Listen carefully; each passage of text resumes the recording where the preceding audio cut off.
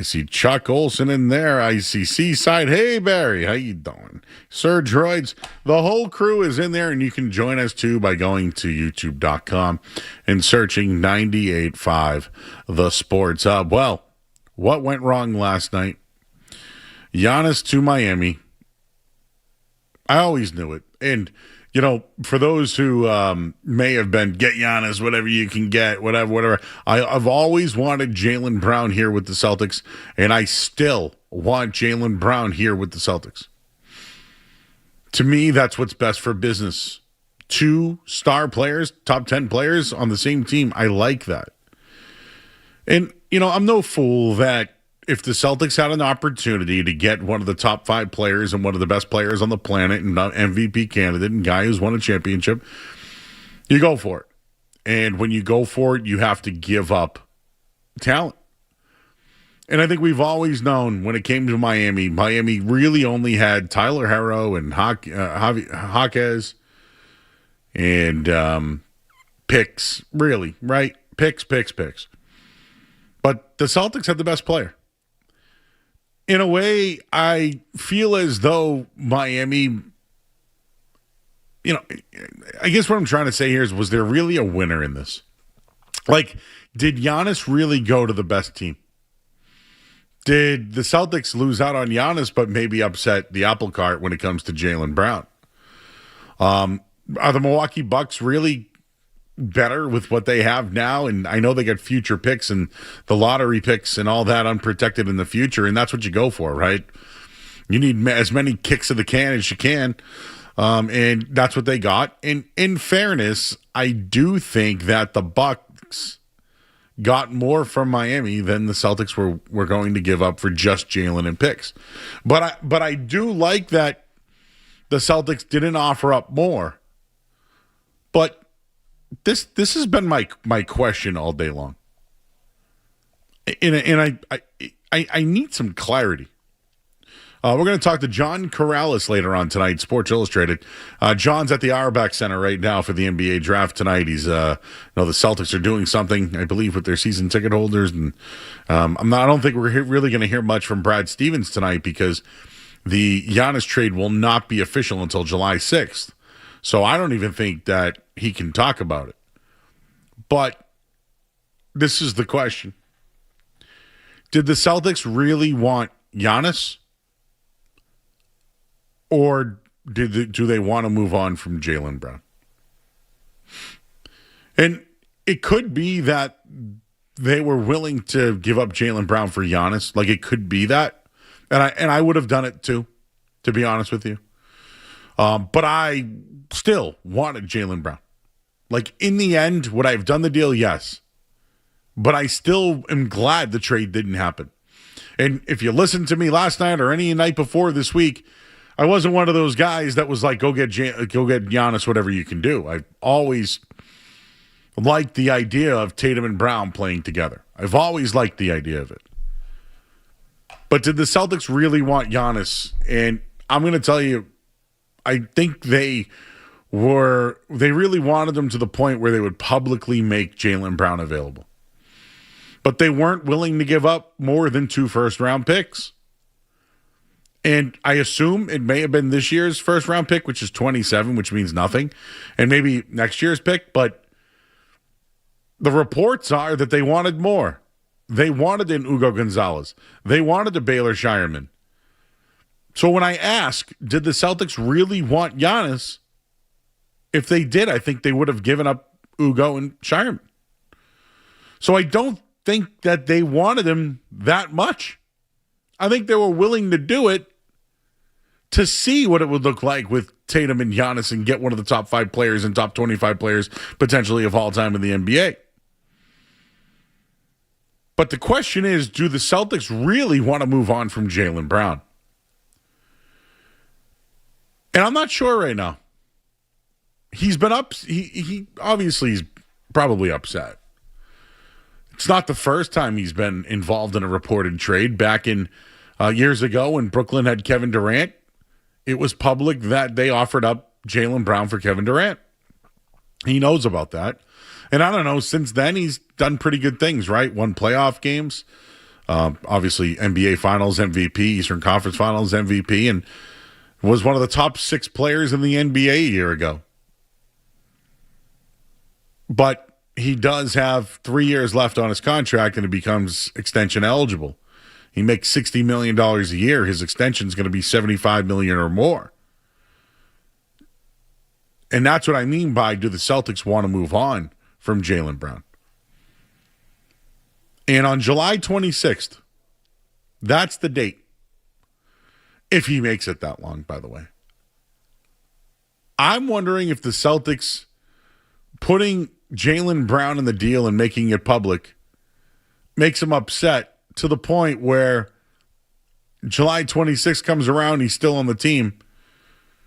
Do they offer him that extension? Most superstars get it. They don't have to do it this year. They don't. But him now being traded or mentioned in trade talks and then not getting the extension, how does that make Jaylen Brown feel? So in a way, do they really want Giannis or do they really want to move on from Jaylen Brown? That's my question tonight at 617-779-0985. Bucks owner Jimmy Haslam was a driving force in taking Miami's deal for Giannis over Boston. Haslam didn't want to risk Jaylen Brown wanting out of Milwaukee in a year after dealing with Giannis and of course, Myles Garrett. If you don't know, he's the owner of the Browns. He was a big part of the Myles Garrett trade that went to the Rams this year. So it sounds like they wanted those long-term picks. And for months, they've negotiated with Miami. It's always been Miami. It's always been Miami. But Miami finally gave up more. They gave up those picks in 2030, 2031 that are unprotected. In essence, the Milwaukee Bucks got 3 unprotected first-round picks and tonight's 13th pick overall. Now, I know Tyler Herro's all right and Jaquez and all those guys. But that's what the trade was about. They were going to swap star for star, but would Jaylen have been happy in Milwaukee, and would he have wanted out? And the Celtics weren't willing to give up more than 2 first-round picks. I have a thought on what really happened. I bet you there was a divide in the Bucks. You know, there was a divide there with management. I'm sure some people wanted Jaylen Brown. I'm sure some people really wanted those picks. In the end, though, I always think Giannis wanted Miami. But who won the trade? Because I don't think it's the Celtics, even though it's the deal they didn't make. I don't know if Giannis really is going to win in Miami. I mean, Miami's now depleted. And the Bucks, they get picks and lottery tickets. But did anybody really win this deal? Just don't see Miami really being competitive with what they have. And, well, we'll find out what happens. Tonight is NBA draft night. The Celtics will be on the clock. They have pick number 27. It's a 2-night draft. So they'll have pick number 27 tonight unless they're looking to trade up or make moves. Of course, we'll have you covered right here on 98.5 The Sports Hub. But I got a developing take I'll get to you here on the other side. Again, a lot to get into tonight. And I just don't want to hear today that Brad Stevens leveraged the Heat. Don't want to hear that today. And I got a take on that here on the other side. We'll take a quick break. Again, the phone number 617-779-0985. I'm Joe Murray. You're listening to 98.5 The Sports Hub. You're listening to Joe Murray on 98.5. You're listening to Joe Murray on 98.5 The Sports Hub. It's Beetle from iRam Dealer, 495 Chrysler Jeep Dodge Ram and Lowell. Right now, during their Make This the Summer event, save up to $12,000 on new 1500 Bighorn, Laramie, and limited models.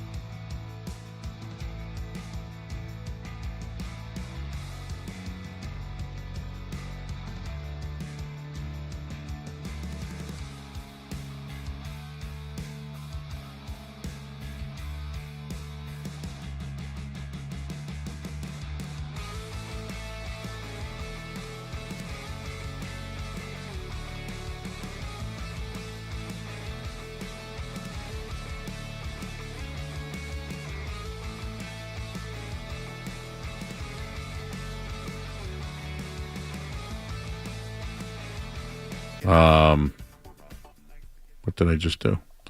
I just clicked. You ever click on your computer and you're like, what just happened here? You heard right there coming back from break. Just where the deal fell apart. Where the deal fell apart, and I've been asking all show. Did the Celtics want Giannis, or did they want to move on from Jaylen? Did they really want Giannis? And do they really want to move on from Jaylen? Well, they didn't put it all on the line to get Giannis. So it makes me wonder, do they really want to move on from Jaylen? And now there's reports today of Shams Charania. Well, the Celtics are listening to offers on Jaylen Brown. And you know what? As a business, I think you should. You should. Is there anyone that they could possibly get that is better than Giannis or even on a level of Jaylen Brown? No. But could they acquire younger talent to be a different team that's hard to defend and, have a nice little 3-year run and, I don't know, maybe pay less money? Yes. Oh, I mentioned money, didn't I? What does a new ownership group want to do? What direction have they given Brad Stevens? Does the new ownership group want to get out of Jaylen Brown's contract? Because, again, July 26th, what happens? Extension eligible. But here's my take, everybody. I've been stewing on this one all day, and I didn't even want to think about it, but I know it's true. If you know how Sam Kennedy said, if Alex Bregman wanted to be here, he'd be here.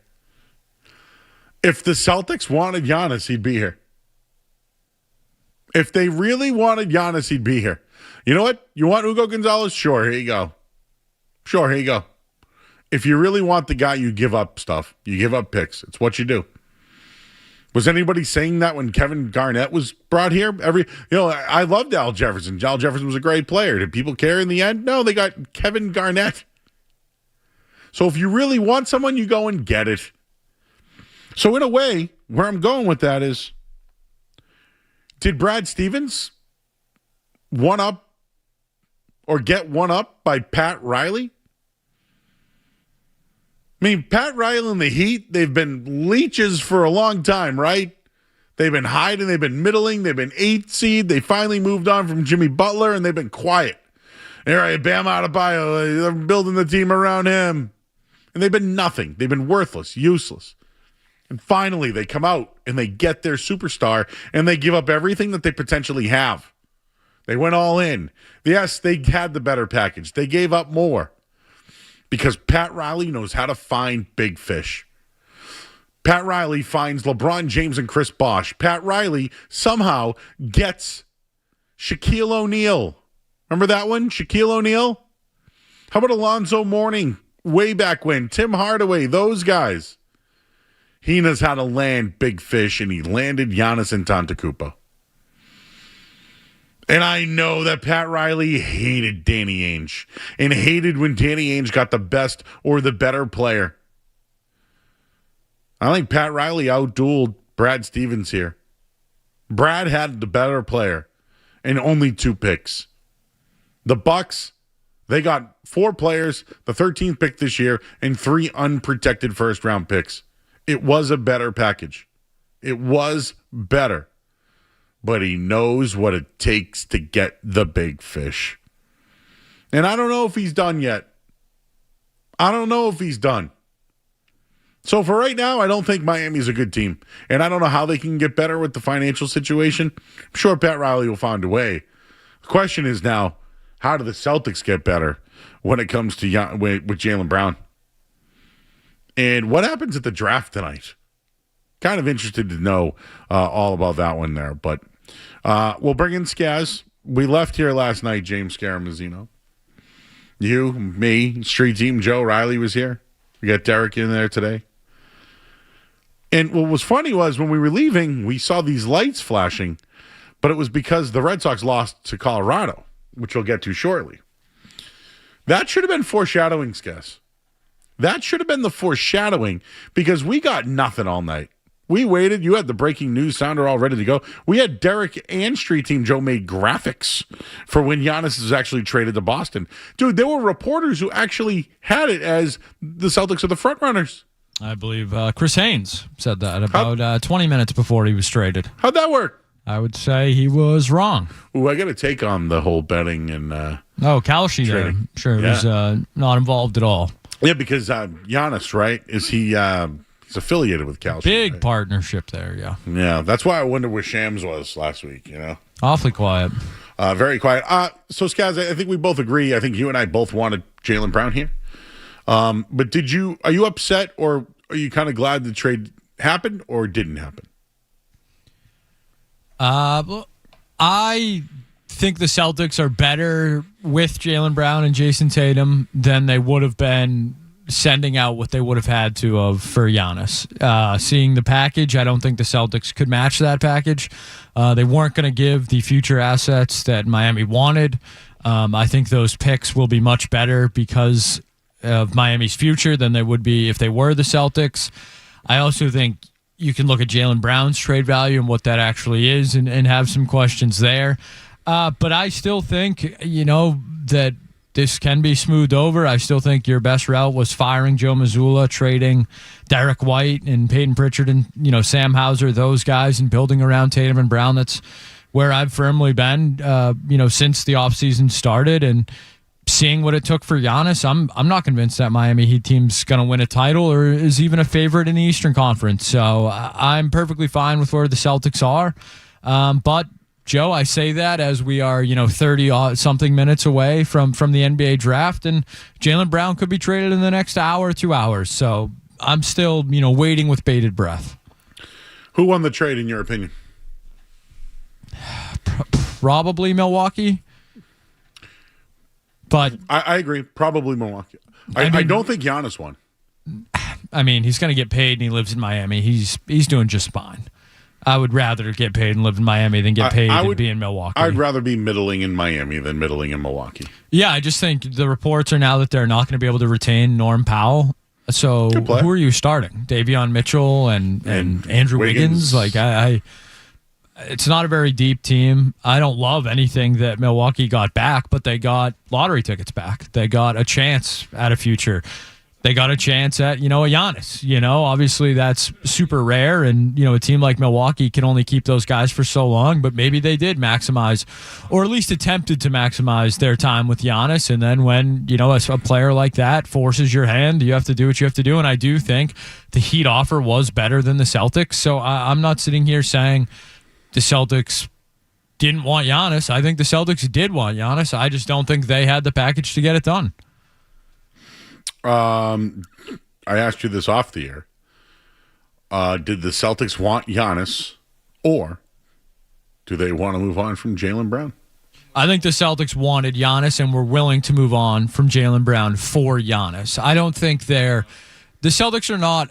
They're a good organization. Good organizations don't move players like Jaylen Brown just to move them. I just can't see Brad Stevens in that front office, even though the little we know about this new ownership. I can't see them making a move just to make a move when it involves a player like Jaylen Brown. If it's, Baylor Shireman or, picking up a player like, Chris Boucher or Mike Muscala, fine. But when it comes to Jaylen Brown, I can't believe the Boston Celtics are simply just trying to get rid of a guy like that with that talent. Giannis is a top 5 player in the world, and I think even Jaylen Brown can accept that he was in trade talks for Giannis. I don't think they can get anything that was as good as Giannis right now out of the rest of the tournament. But they couldn't get Giannis either. Yes. But that's the thing people are missing. They're we have to replace getting Giannis. You weren't getting him. Well, you were used as leverage. Okay, so I only push back on I understand what you mean about the deal was better, and I agree with you. The leverage thing I push back on a little bit because Pat Riley knew what it was going to take, dude. Brad was like, no, we're giving you the better player and 2 first-round picks. And they imagine the audacity to be like, no, we want more. We want Ugo. And they were in the right, I think, because they ended up getting more from Miami. So, I don't think like they used, like my I guess where I'm going with this, guys, is I don't think Brad Stevens was sitting here I want to try to raise the price to Miami. No, I think they legitimately wanted Giannis, but Jaylen Brown and picks is worth, I don't want to say nothing because that's not fair to Jaylen Brown, but to a team like Milwaukee in the situation they were in, Jaylen Brown does little to nothing for them. From what I gather, who's the kid from Illinois that they drafted? Is the European kid who played in Illinois, Jaskalunas. Jasper, yeah. So that was a stick up. He wasn't originally in the deal, and that one of the future 2031 picks, they wanted to swap it instead of give it to them. So that's what happened. From the reporting that I've read, what was different was basically they had to put in that player and another unprotected first round pick. So to me, like, take out Tyler Herro and Jaquez and they got Ware. I mean, dude, they got 3 or 4 good players. It's a better package than what the Celtics were offering. But in the end, though, like, they were really, truly debating those 4 players and picks. It really took another 3 players. It took that pick and an additional, and they wanted the Celtics to give up Ugo, right? And probably another pick, and they wouldn't do it. They wouldn't move on it. So what I don't want, Skaz, is one day we see Hugo Gonzalez and maybe he isn't the guy we thought he was. He's a Hall of Famer, Joe. And Giannis is winning another championship on his way to the Hall of Fame. And I'm going to be like, wow, you wouldn't have given up Hugo Gonzalez. I think it was more than that. I think that's being a little blown out of. I don't think that if they added Ugo to the deal with Jaylen, that was a done deal. It would have taken more picks and more players. I do like that anecdote, though, that Ugo Gonzalez was the hang-up for Giannis. I don't think that's exactly accurate, if we're being fair. I just don't think Pat Riley lost the trade is where I'm going with this. He knows how to land big fish. Who's the last big fish he landed? Chris Bosh. When was that, Joe? LeBron James. What year was that? Jimmy Butler. And how'd that go? Well, they went to 2 finals. And they lost. They did. Because they were an 8 seed and he didn't surround Jimmy Butler. So you're gonna push back that Pat Riley has been a bad GM for 15 plus years now. But I mean, I'm talking going back to the Lakers and everything. Congrats, he was good 30 years ago. Are we going to do the Belichick thing now too? Oh yeah, Belichick did say that, right? What's the reason why? Well, 30 years of success or something like that. I did hear that once. I think Pat Riley knows how to land a big fish. But have trade Bam for 8 first-round picks or Wemby. That was not cool. Yeah. That wasn't cool. You know who's had I wonder how Lebitard's doing today. We should check in. I think he's got enough to worry about down there. I would rather be the Boston Celtics today than the Miami Heat. Is that fair? I agree with you. So what I will say, though, is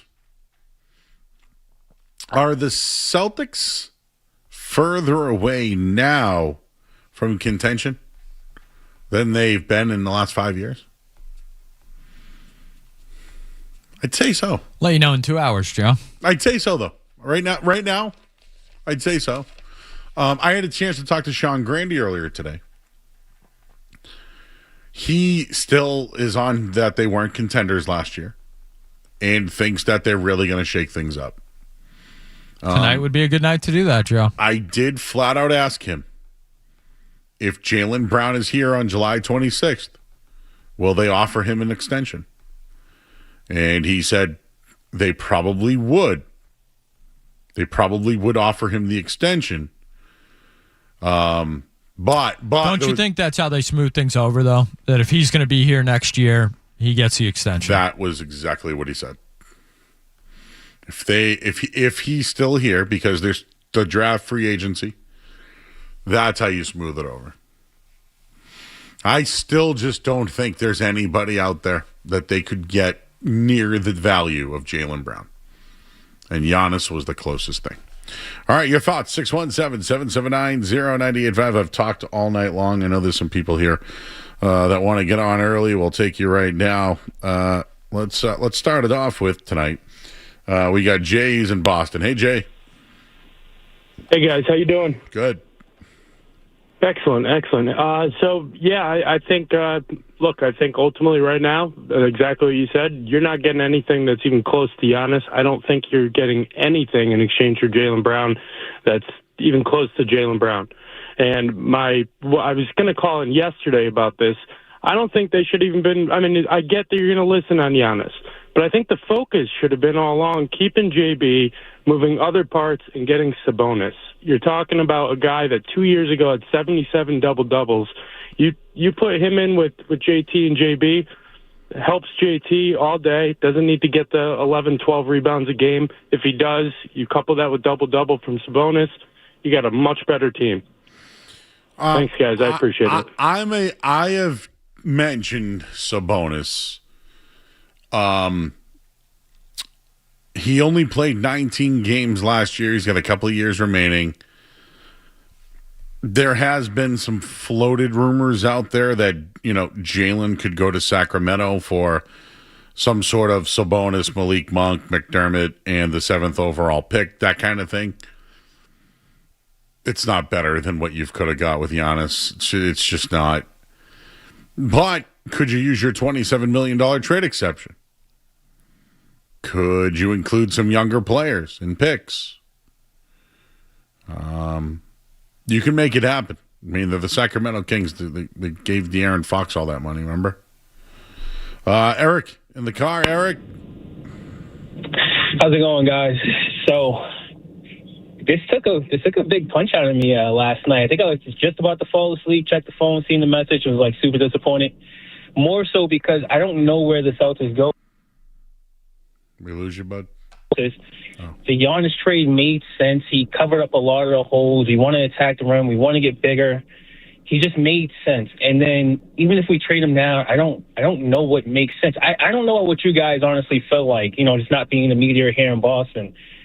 But, man, it feels like it doesn't feel the same from 2 weeks ago, put it that way. It feels like we're in trouble. My initial thought was the media and the reporting was horrible. We really didn't have anybody local really on it. Needed Windhorse and some others that really did their reporting to find out Jaylen was involved. And in the end, I kind of always would have picked Miami over Boston. But in this scenario, though, I actually agree with Haslam and the Bucks. I think they made the right choice. I really do. There's not often where I say that. Well, I would say, Joe, it's not often Jimmy Haslam is making the right choices. I wonder if maybe the Myles Garrett thing, Miami was always talking to for Giannis. Hey, no. Hey, real quick, what do you think the deal was at the deadline last year if the Celtics were in on Giannis? Oh, great question. It had to be Jaylen, right? Had to be a similar offer, no? So what I'm trying to say is, how Grandy lives by this. They weren't contenders last year, yet they were the favorites going into the playoffs to win the East. Were they really thinking about their goal was to get under the tax, right? That's what we're told, Joe. So they got under the tax, but they were willing to trade Jaylen? Well, that's what I'm supposed to believe. And Giannis would have come back? And they would have had to have signed him, right? And Tatum? And they both would have been hurt. I need more. Make it make sense to me. You would have traded Jaylen Brown during his favorite year ever at the deadline? And you wouldn't have Tatum would have been back, right? He would have been back? Well, not for Game 7. Well, but at the deadline, I guess. He would have been back at the deadline, and they would have had Giannis? So does that mean they would have tried to go for it? It makes me think. Justin's at Lynn. Justin. Hey, Joe, I just wanted to let you know, I was watching NBC Sports Boston right now, and the deal was for Giannis. Jaylen Brown is 2 unprotected first-round picks. That was what the deal was that was offered, and it wasn't enough to land them. I just wanted your opinion and your thoughts. Yeah, I think that if they really wanted him, they would have given up more. I just saw the reporting about it. Oh. The phone thing, Skaz, went icky baluki. You know how in The Departed he goes, it went all bluey on me? What's Gabe got in West Roxbury today? What's up, Joe? How's it going? How you doing? Good. I called in because I loved how you said how the local reporters, like, it hasn't been much. It's all been like Windhorse and Shams. I like that, and I just have to say, like, I love the Jays. But I kind of feel like it got pushed to a brink where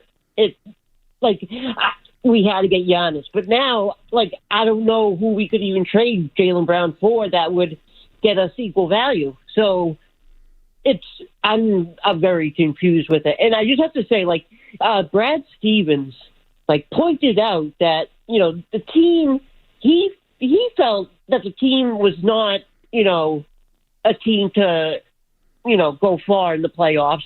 He even said that they went 4-13 in the West. I mean, he knew what team they had. I mean, this team is based around Tatum.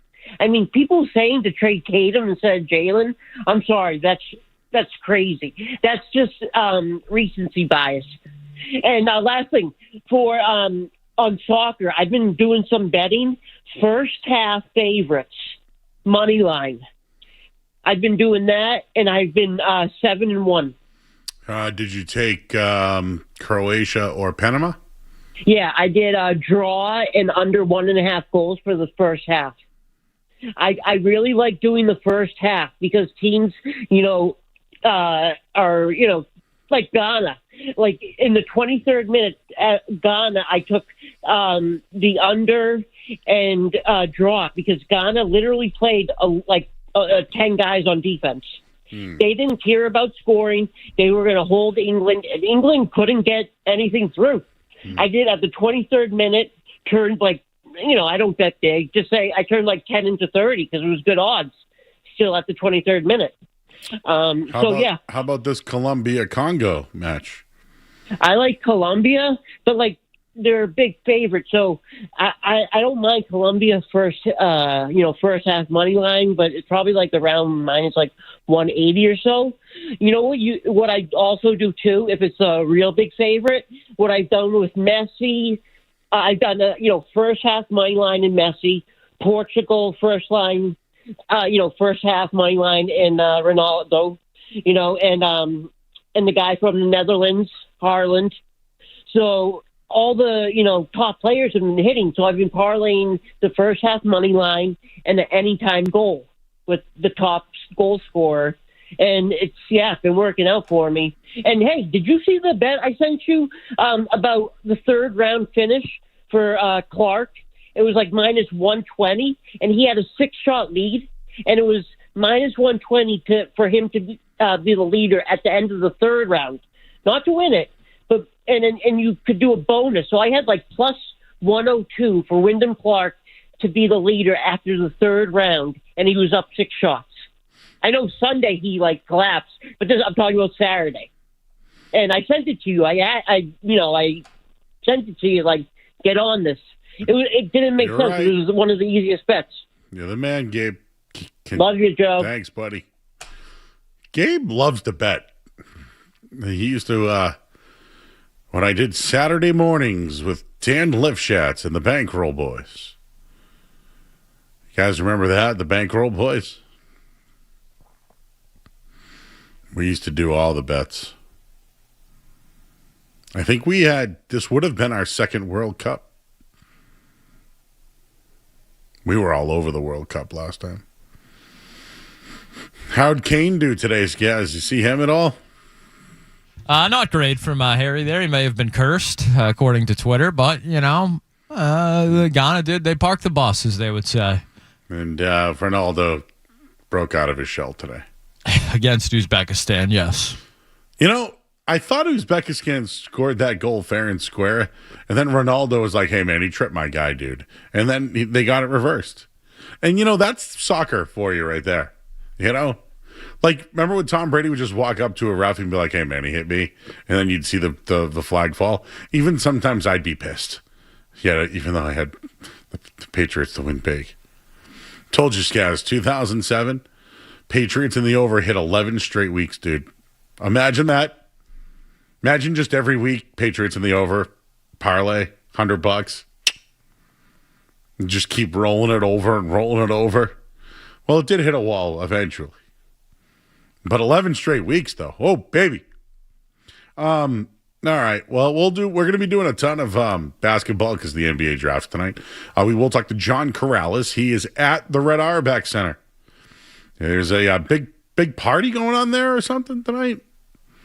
And I just want to briefly mention what happened with the Red Sox last night. Just briefly. We'll do that next here on 98.5 The Sports Hub. Sports Hub headlines. All right, the NBA draft is tonight. We're anticipating it.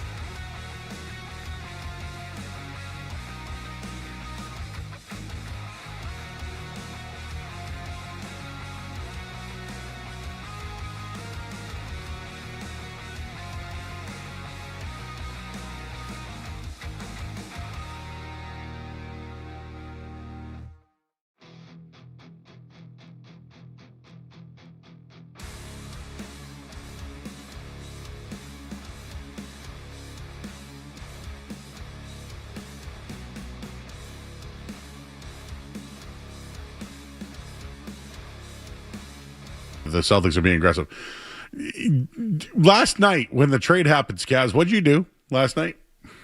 Oh, I don't know what you're talking about. I went to bed. No, you didn't FaceTime myself and I called Street Team Joe as soon as the trade happened, just to get his reaction, just to see his beautiful smiling face. Put him on the mic for a second here. Put the headphones on, Street Team Joe. All right. I would like to just say, Skaz, that you do a podcast with Jake called The Green Teamers. That's true. Fact, okay. Not opinion.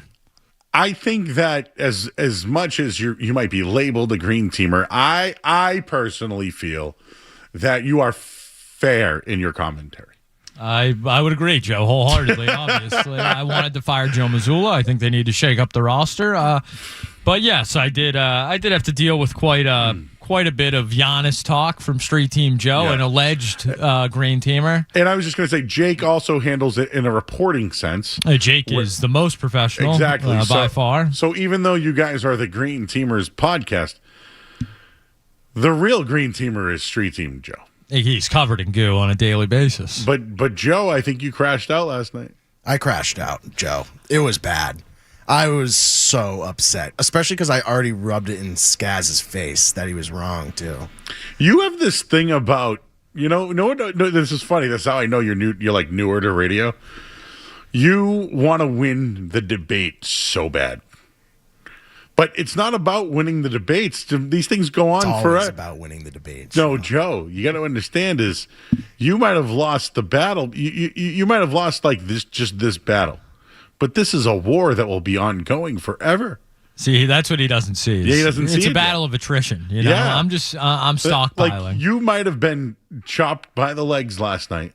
I don't think so. I think if we review that, I'd like to go back to the tape later. So now where are you at with the Celtics, Street Team Joe? I am concerned. My hand is hovering over the panic button, Joe. I will not lie. I thought we had Giannis in the bag. I thought that was going to be an upgrade, play style wise. Now I am concerned that the relationship is not repairable between Jaylen Brown and the Celtics, and I fear we are going to have a worse roster because of it. Huh? Yes. Skaz also was willing to give up a USA championship for soccer for a green teamer. For a green team over here. He didn't want to spoil our social content. He was willing to give up a Celtics championship for a World Cup. Hasn't made it out to the airwaves. Maybe it should be Jake and I in the green teamers. I don't think that's a green teamer. Spoiling. All objective over there. Joe, if I let loose, which I would never do, your commentary via text, it was crash out. Well, yeah, I was very upset. Well, if you have a chance to get a top 5 player in the NBA, and not only do you not get him, but it swings the pendulum to the guy you're trading is now likely out the door for a worse package, yeah, it's a green teamer crash out. I don't think anything's coming up Celtics right now. And I'm with Skaz, too. I don't think the coach should be here. What is going well? I mean, at one point last night... what is going well? Skaz Road can't argue with these crazed fanboys anymore. And then Street Team Joe posts Taylor Swift's "Look What You Made Me Do." I mean, the definition of lashing out. And then you started saying Sengun and KD. Come on down. Well, this is Skaz now. Oh, well, I think he was being sarcastic. I was no, I know. At that point, yes. And then Felga, Brad didn't want Giannis. I don't know who said that one. But anyways, I could go on and on and on and on, but you weren't well. I was not well. And the problem with our chat too, it's very rage baity, including myself. Like I'm just trying to do whatever I can to rage bait, but I was actually mad at Skaz yesterday, and because of Giannis. Like you think it wasn't because he shut your mic off? Honestly, well, yeah, that did. I didn't really know that happened. I didn't process that until you told me, because my light was still on, so I didn't know that could happen. But yeah, I mean, we could review that argument later, but it's about the supporting cast. I thought Tatum, Brown supporting cast. I mean, it doesn't matter. We don't have Giannis, and it's bad news. All right. I think even if you wanted Giannis or not, objectively today, the Boston Celtics are in a worse position than they were last week. Okay, it's draft night. You know what I want, Joe, from you? The Celtics have the 27th pick. For now. Later on, like the 9 o'clock hour, because this thing's going to go all night. I want you to give me 3 names that they're going to draft, and I want you to give 3 names and then tell me who they're going to draft. All right, I'll work on it. All right, if they trade up, Skaz and I have a name. We have actually come to an agreement. You guys both have a name? Yeah, if they trade up. Should we tease it? Is it possible that we can get him, you think? If that trade with Atlanta goes through and they have the 8 pick, who would you like them to take, Street Team Joe? Darius Acuff or Acuff. You don't even know his name. Don't know it from Arkansas, the guard. Yeah. He saw him play one good tournament game. I know exactly who he is. I think he's a legit NBA scorer. Wouldn't mind him to see on the Celtics. Yep. I want Larry, the Kyle's boy there. what's his name? Larry. Larriera? They call him Larry. Yeah. The guy from Spain. La Sierra? Yeah, him and Hugo would be a great tandem. Well, yeah, don't you want 2 of the greatest international superstars ever to come out of Spain? At the age of 18 at the age of 18 and 19? Do you really think Ugo and Baylor are holding up the deal? Is that was a load of BS? I think it was the picks. They wanted more. And Ugo is just the name that was in there. No, Ugo is probably like their version of Ware, right? No, it's that Jasper. Sorry. Yeah, yes. And then if you put those 2 in and then more picks, it would have got it done. They wanted the Celtics to match the deal, and the Celtics weren't going to do it. Now, I still think if they wanted him, he'd be here. Just like Sam Kennedy said about Breslow. Did Brad get played a little bit, Joe, in your opinion? I do. I think Pat Riley won the battle. We'll see. He knows how to land big fish. They got to win a title. If they don't, he lost the battle. Is that fair? That's a title or bust move. I think Jimmy Butler was a successful move for them, although they didn't win a championship. I think when the Celtics got Kyrie Irving, it was a successful move. Right? You guys would probably disagree, right? You mean to tell me 10 times out of 10 times you wouldn't give up? No, I would do the move again. And do that all over again? Yeah, I would do it again. It turned into Colin Sexton. Kind of. But you know what I'm saying? Like, I would still do the Kyrie deal all over again. The one I would probably take back is Kemba, because I knew he had bad knees. Unfortunately, Danny didn't. Or was that? Yeah, that was Danny, right? Oh, and then Brad Stevens' first move. See you later, Kemba, out the door. First move.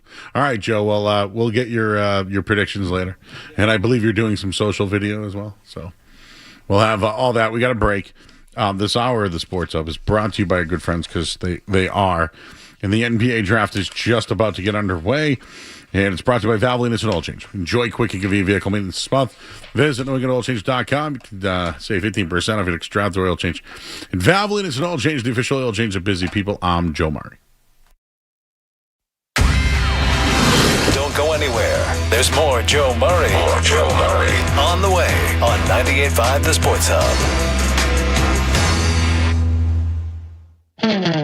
Come celebrate summer at Bernardi Toyota with our lowest prices of the year. Plus, get great financing rates on our hottest models. So don't wait. Come in today and save big at Bernardi Toyota. Clogged drain or sewer line backup never happens at a good time. John Sewer and Drain Cleaning solves clogged drain and sewer line backup emergencies fast. With locations in Woburn and Norwood, plus over 100 trucks on the road, they offer same-day service and 24-hour emergency service. John Sewer and Drain Cleaning, proudly celebrating 50 years. Go to johnsewer.com. That's johnsewer.com. John Sewer, we get the job done. Hey, John, why so glum? I just got let go. The company's downsizing. This is the 3rd time in the last 2 years. I'm done with this. Have you thought about My Computer Career? I've heard they can train you for a career in IT in just a few months, including cybersecurity and the basics of AI. And you don't need prior training or experience. Now that's a recession-resistant career. Wow, thanks. I'll check them out. Go to mycomputercareer.edu and take the free career evaluation. mycomputercareer.edu, an elite CompTIA certification partner. Financial aid is available to those who qualify, including VA benefits. Hi, I'm Sean Flaherty, managing partner at Catches Law. At Catches, we stand up for the people who keep New England going, the ones who show up every day, put in the work, and don't cut corners. If you've been hurt on the job or are dealing with years of wear and tear, you deserve more than just advice. You deserve real help from real trial lawyers who understand what you're going through and have won over $3 billion for the people of New England. Visit catcheslaw.com today. There's no fee unless you win. Baseball fans, swing for the fences with Fanatic Sportsbook's long ball jackpots. Pick who will hit the day's longest homer to win a share of the $50,000 fan cash jackpot. Plus, all customers get daily profit boosts and up to 10% back in fan cash on your bets, win or lose.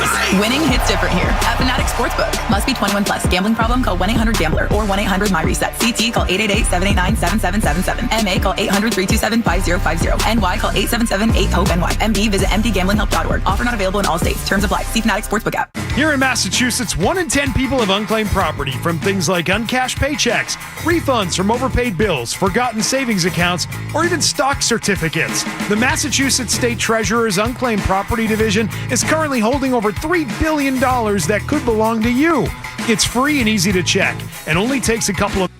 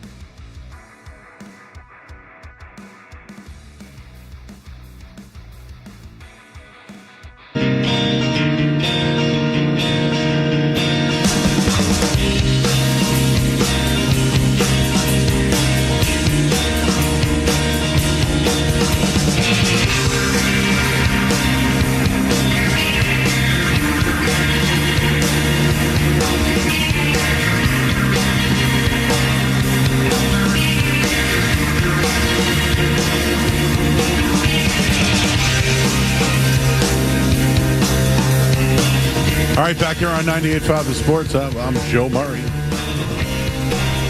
Can't believe the draft is 2 nights. What's this crap? Man, did I used to love the NBA draft. Man, I loved it. Hey, how come they didn't send Jake to the Garden tonight? Joe, you're asking me that question? Yeah, I don't think you want me to answer I feel that. like Jake should be on the floor, sitting on Lucky. Ty's there, I'm being told. Oh, okay. So there you go. Okay. We got boots on the ground. We have representation. And, Joe, we have the first pick of the NBA draft. The pick is in. A.J. DeBonsa, the number 1 overall pick, going to the Washington Wizards. A.J. DeBonsa played last year at BYU, played high school ball in Salt Lake City as well. He's with his father. He's hugging. We had a chance to have him in studio earlier, about a year ago, before the season started. Projected to be the number 1 pick, comes off the board as the number 1 pick from Brockton, Massachusetts. Him and Cooper Flagg, back-to-back years of someone from New England being drafted number 1 overall. I'll have to look into it, but was Patrick Ewing I'm trying to think of who maybe the last Boston-born number 1 overall pick was. It looks like it was Ewing. He was born in Jamaica. But yes. I shouldn't have said born. But yes, Patrick Ewing had a grandmother in Cambridge, I believe, and that's how he ended up at Ringe. 1967 NBA draft, a man by the name of Jimmy Walker. Was drafted number 1 out of Providence, born in Virginia, but spent most of his childhood in Roxbury, I'm reading. This might be the officially first person from the Boston area, Brockton, drafted number 1 overall, right? Yeah, I would say so. Yeah, because I know, again, Ewing, born in Jamaica, ended up in Cambridge, played at Ringe, and then went to Georgetown. Well, people still think that one might have been smelly. You know, I did think that he was going to Utah. Always thought that was the plan. But I'm happy for his dad. He's a nice guy. I wonder if we can get him on in the next couple of days or so. I'll work on that. Now, who's on the board now? Number 2 overall pick. Danny Ainge. Trader Danny on the clock. But A.J. DeBonsa, the pride of Brockton, Massachusetts, off the board with the number 1 pick. John Karalis will join us shortly. He's over at the Auerbach Center. And Croatia just went up 1-0, 54-minute mark over Panama.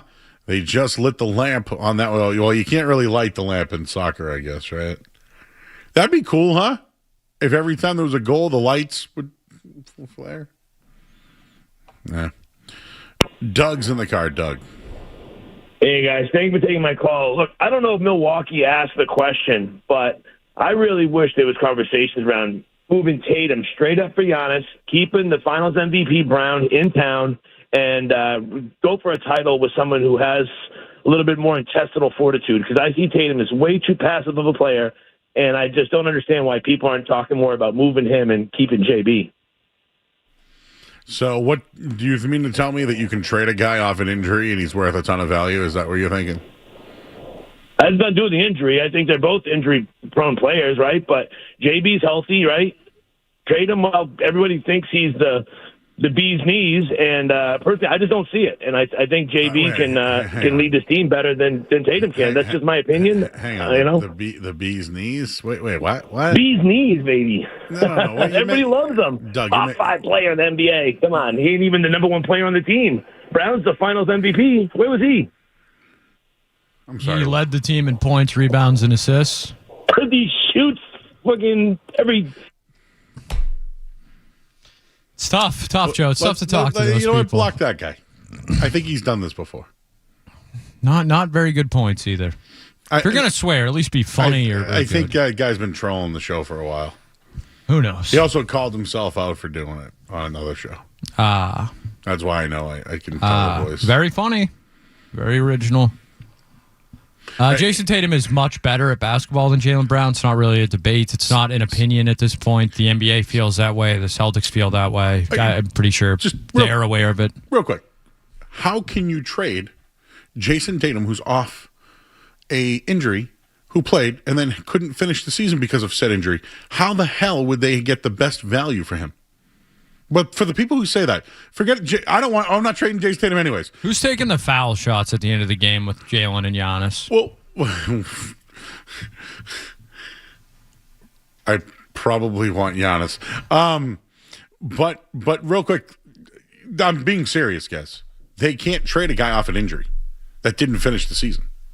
You're not gonna get the value for him. You're not. Mike's in Boston. Mike. I have a question. Sure. Did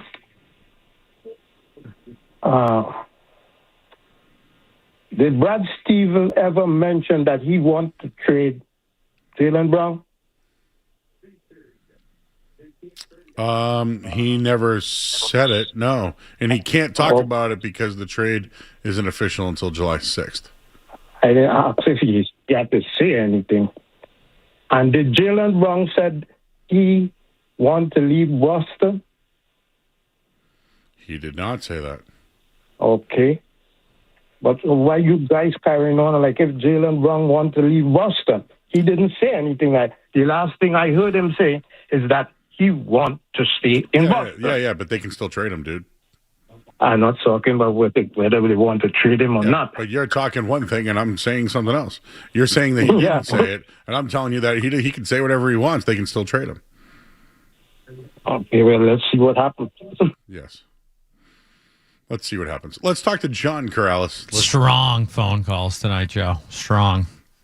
People were wondering what I was eating. It's queso dip. Yeah, you can blame Street Team Joe getting a little too fired up back here. I was housing it, and everyone's like, watch, it's going to be all over social now. Joe Murray crushes. Street Team Joe says, sorry for making you famous. Oh, God. Who said that before? I'll make you famous. Who was that? I don't know. Somebody said, who was that? Anyways, John Karalis is a very fair man. A little bit of a surprise at number 2, Joe. Darren Peterson.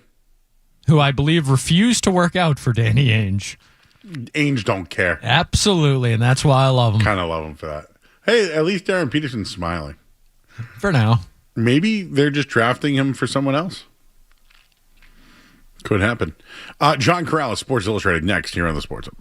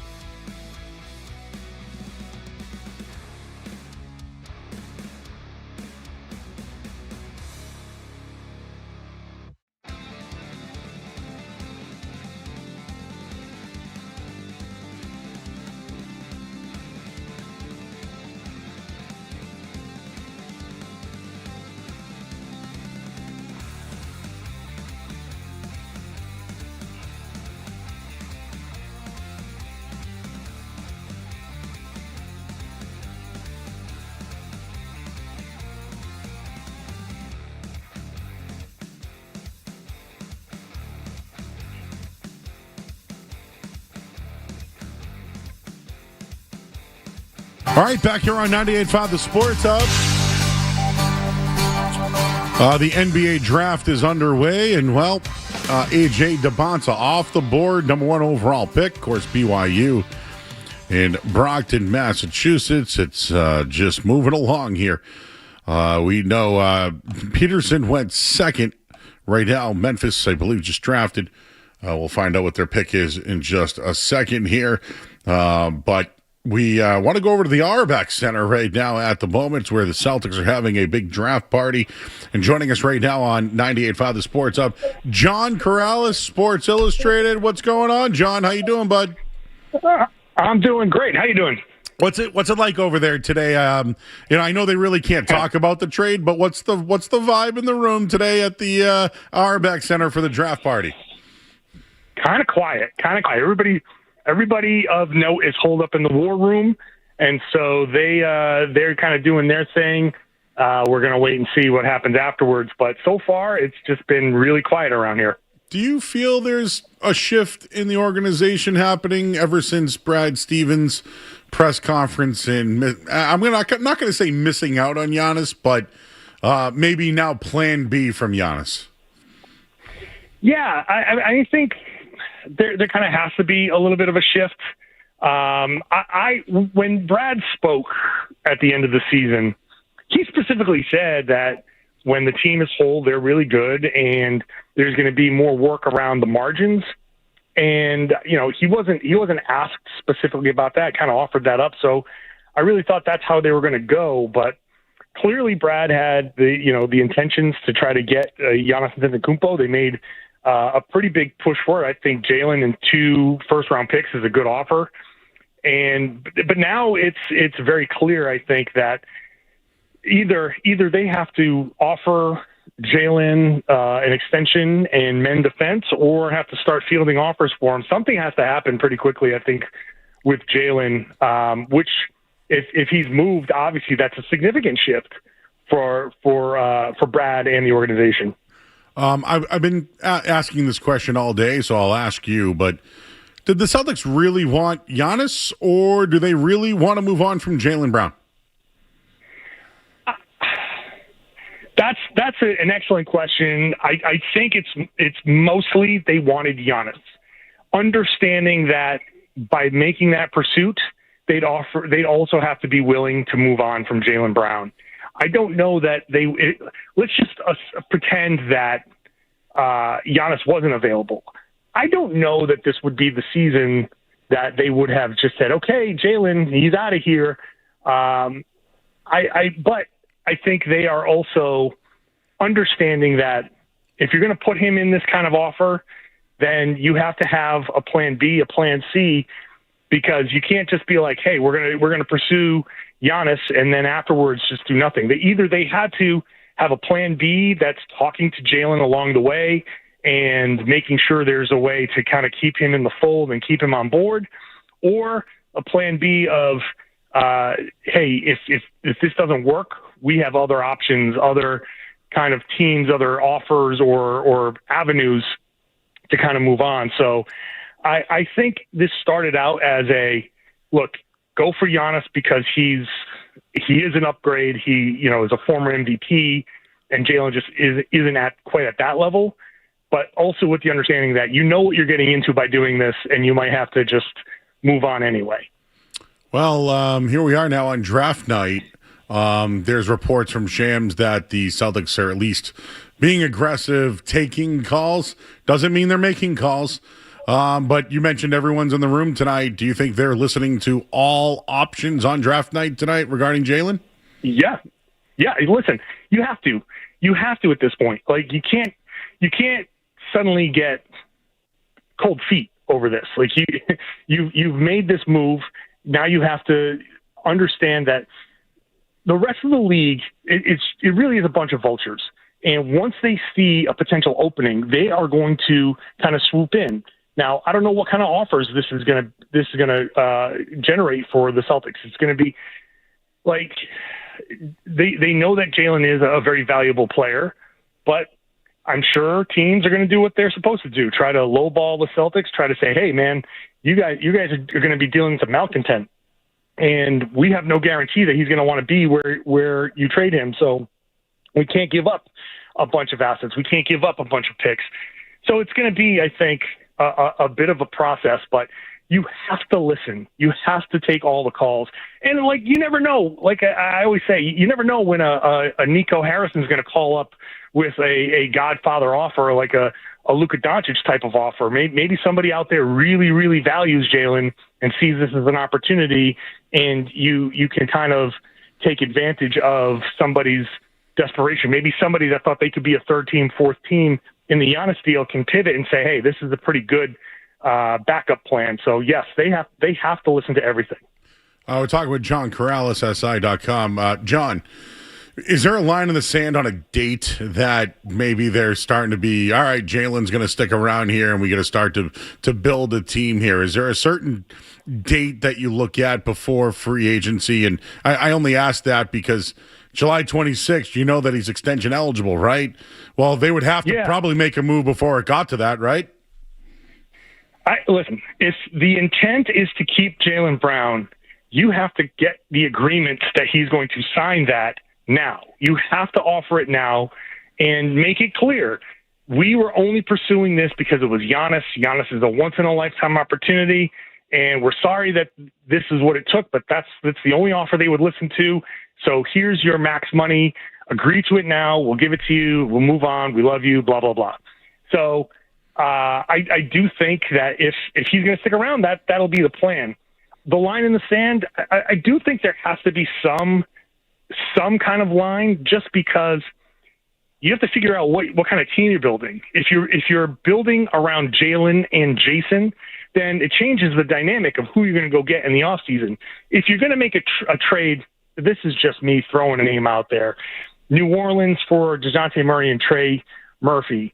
If you get that kind of deal, well, that changes who you're going to go get, because now you've got two perimeter players and maybe somebody that you would have pursued or not have pursued otherwise is now in the mix. So you do have to get some resolution to this fairly quickly, because some of these names might come off the board. Now, if a team like New Orleans or Atlanta or one of these other teams that might be interested in Jaylen Brown understands that they're in the mix, then they can kind of work with Boston, and that takes a little bit of the pressure off. But I don't think you can take this into August, because you still need to build a team that's going to contend next year.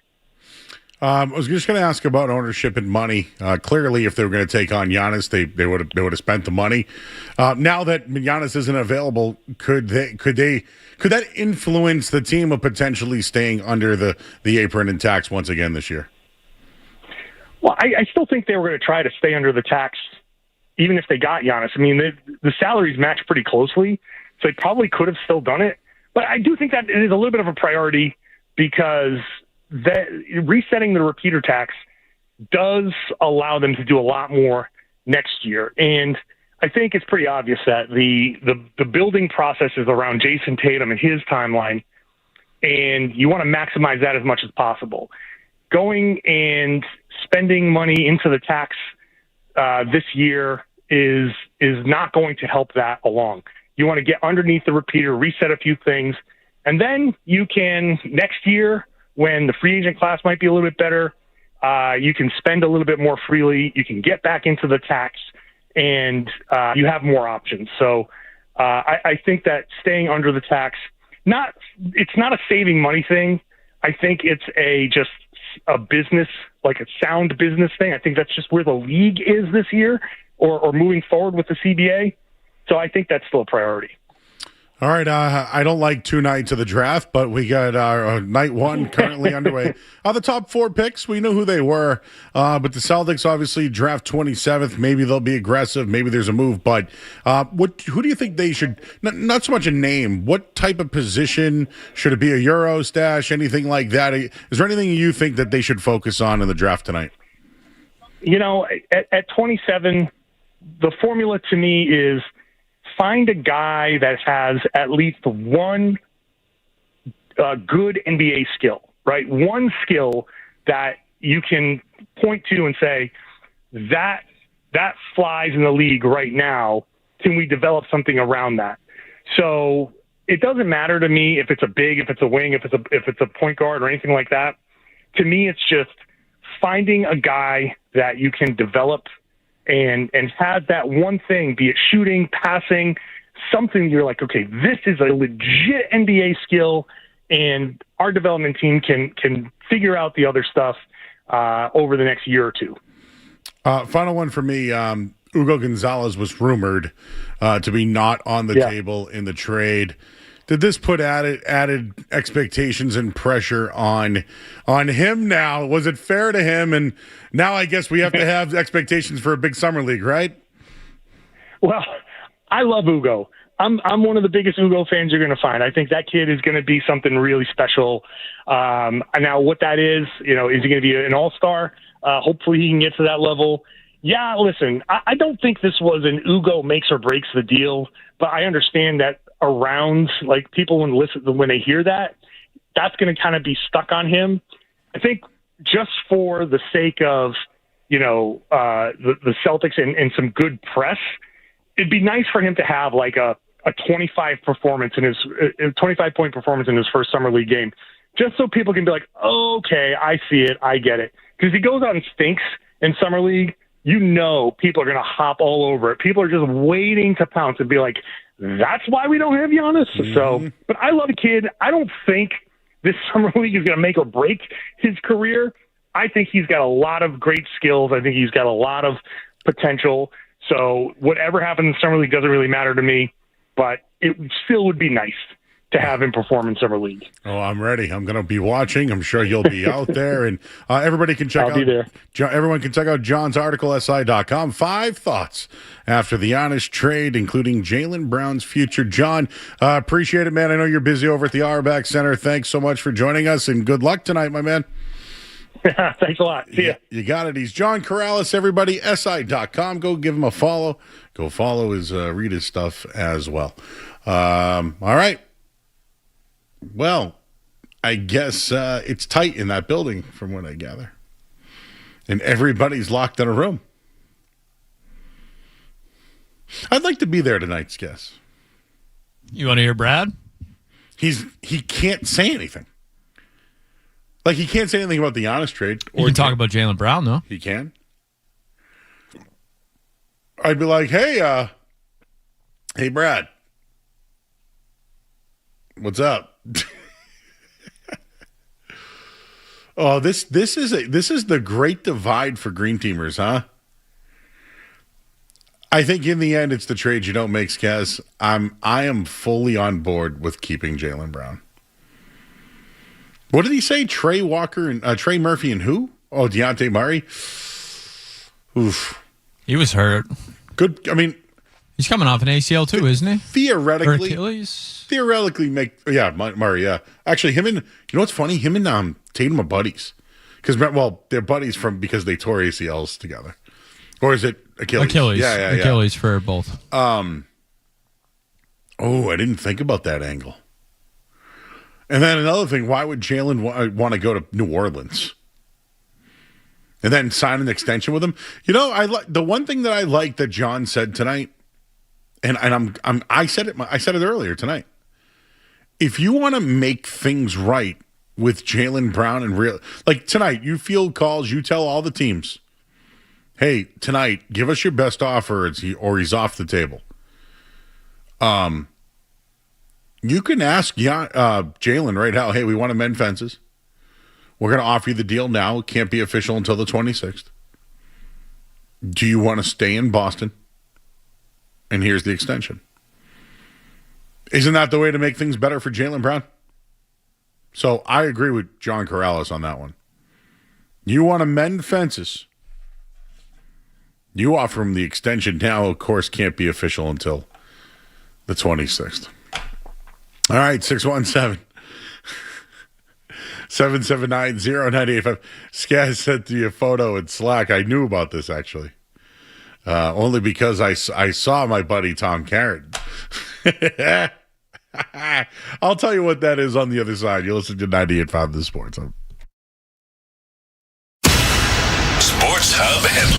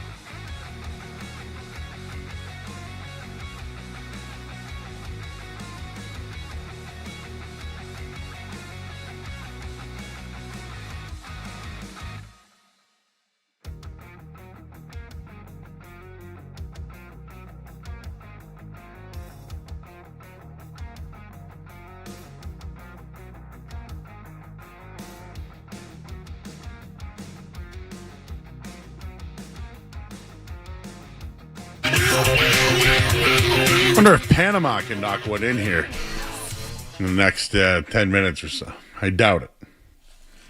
Maybe I should have just listened to Gabe when he called in.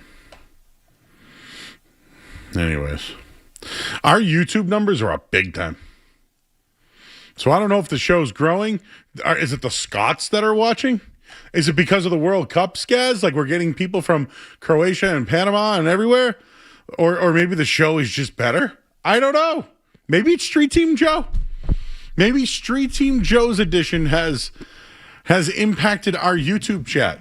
You know what it is, Joe? It's that clip from last night of the This Is the Joe show. I had a lot of great comments Me today too. of like how funny that was. And especially Skaz. Skaz, I guess, won the Emmy for his performance. He did. There was a lot of... Did I post it on Twitter? Yeah, I think it's out there somewhere. Instagram and TikTok. I think it needs to go to Twitter. Oh, it's not on Twitter yet. I'll post it shortly. But our YouTube numbers are at a high. Skaz, you just sent me a photo of Tom Karen and Alex Cora at the Boston Stadium game earlier today. It's like they're having a good time. I saw Tom yesterday. I can't believe he didn't tell me about this. The show is great, Joe, is what someone said. Why the YouTube numbers are up. So just quickly on this, last night, did you know the Red Sox did something that's never been done in history before? Did you guys know that, though? I did not. I did not know we were witnessing history, Joe. So you said to me, yeah, Joe, 8 straight hits, and I thought you were exaggerating. No, certainly not. I wish I was. No, when you said it to me, I went, yeah, okay. Huh?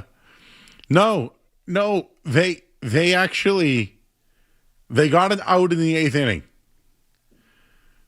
Then it was a hit,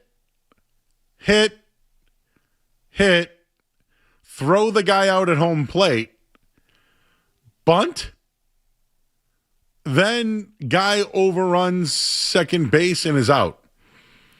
So hit. We're at 3 hits right now. Then Aroldis Chapman comes in a 2-0 game. Hit.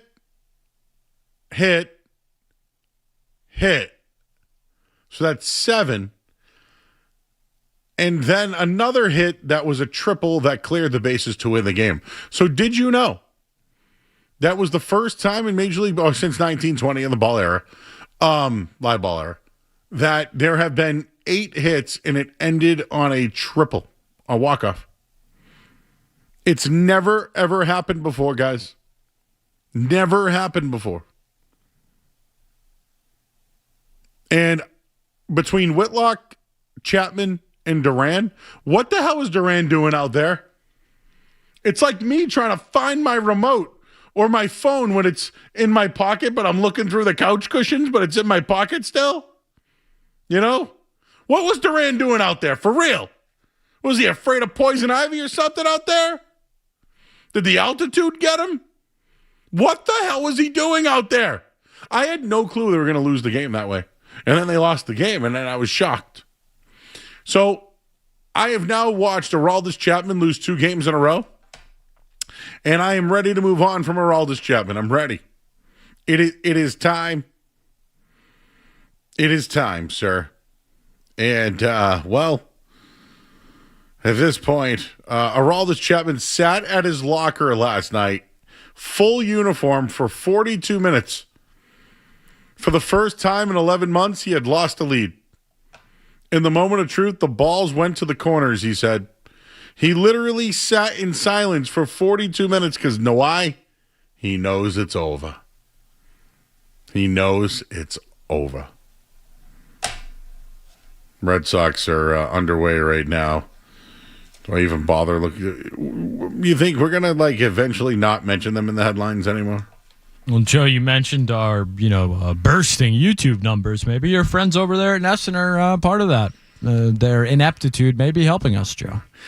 Did you know that Wilyer Abreu hit a triple and Nate Eaton scored? Wow.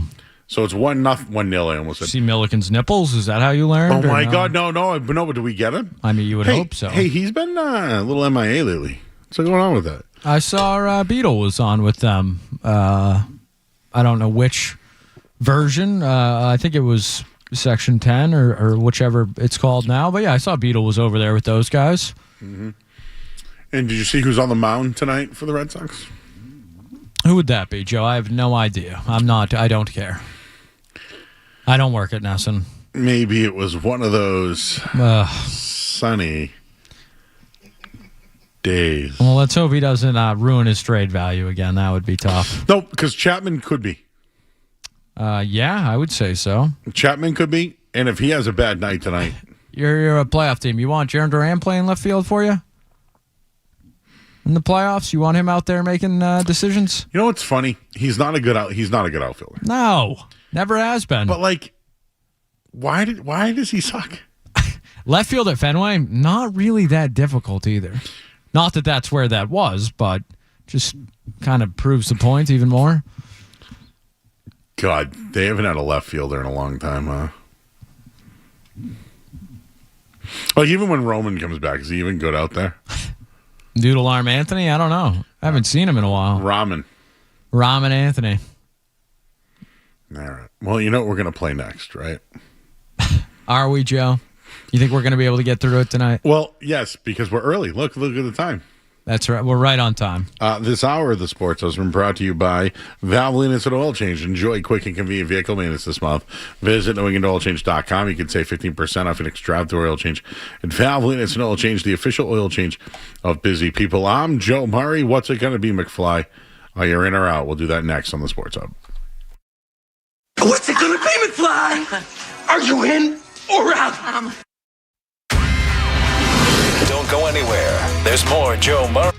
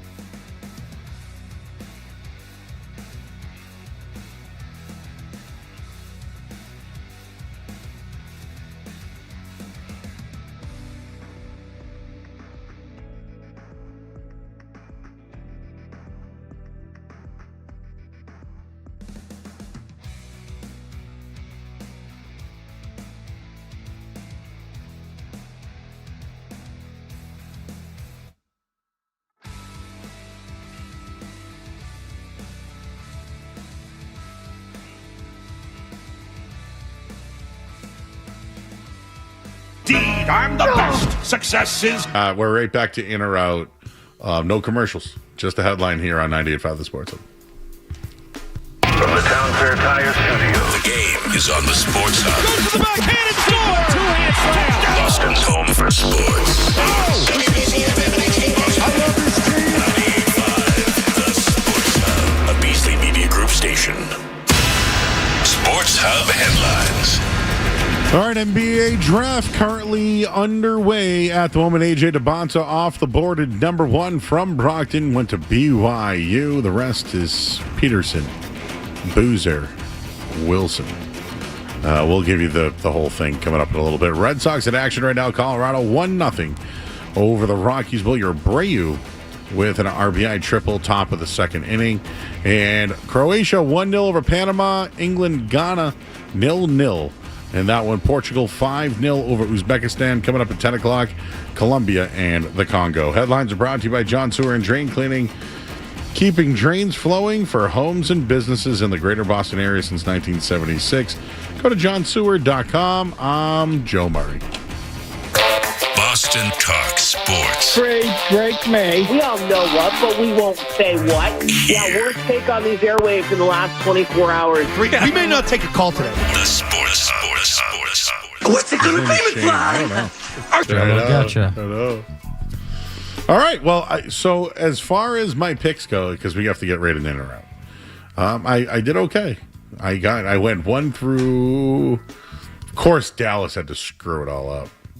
I had the top 8, and then they screwed it all up. Did you bet any of it? No, I used to though. I bet it would be pretty good. The 1 through 8, you could have made some decent money. Draft, I used to always. You could take by position, and Belichick always went defense. Always. I would have gotten the NFL draft pretty wrong this year. When the Jets went, was it Reese? Yeah, I had. And the Giants went. The Will Campbell draft, the favorite was -110 defensive player. Number 2 was offensive player, and I went offensive. It was like +200 or something. And they took Will Campbell. Sometimes squirrel finds a nut. All right, it's in or out time. Here we go. Now, Skaz. All right, gentlemen, a Tuesday night edition of In or Out. It is June 23rd. Let's start at the movies. We're going to have a lot of movies tonight. A live-action Magic School Bus movie is moving forward. Elizabeth Banks is set to star as Miss Frizzle. Are we in or out on a live-action Magic School Bus with Elizabeth Banks as Miss Fizzle? Elizabeth Banks. You know Elizabeth Banks, Joe. I believe she's in the 40-Year-Old Virgin. Oh boy, now you're The Hunger Games, Cocaine Bear. That's a good movie. I got her now. Okay, yeah, she was hit. Yep, 40-Year-Old Virgin. She's a comedy actress mostly, I would say. She was the one in 40-Year-Old Virgin when he was like, "You're gonna be naughty." I think you're gonna be naughty. Yeah, she's in a couple of things. Pitch Perfect too. Remember? You guys ever see that movie? She was the commentator. No. That one I'm not too familiar with. Did you say the Magic School Bus? Like the stuff we watched? Yes, that's exactly what I said.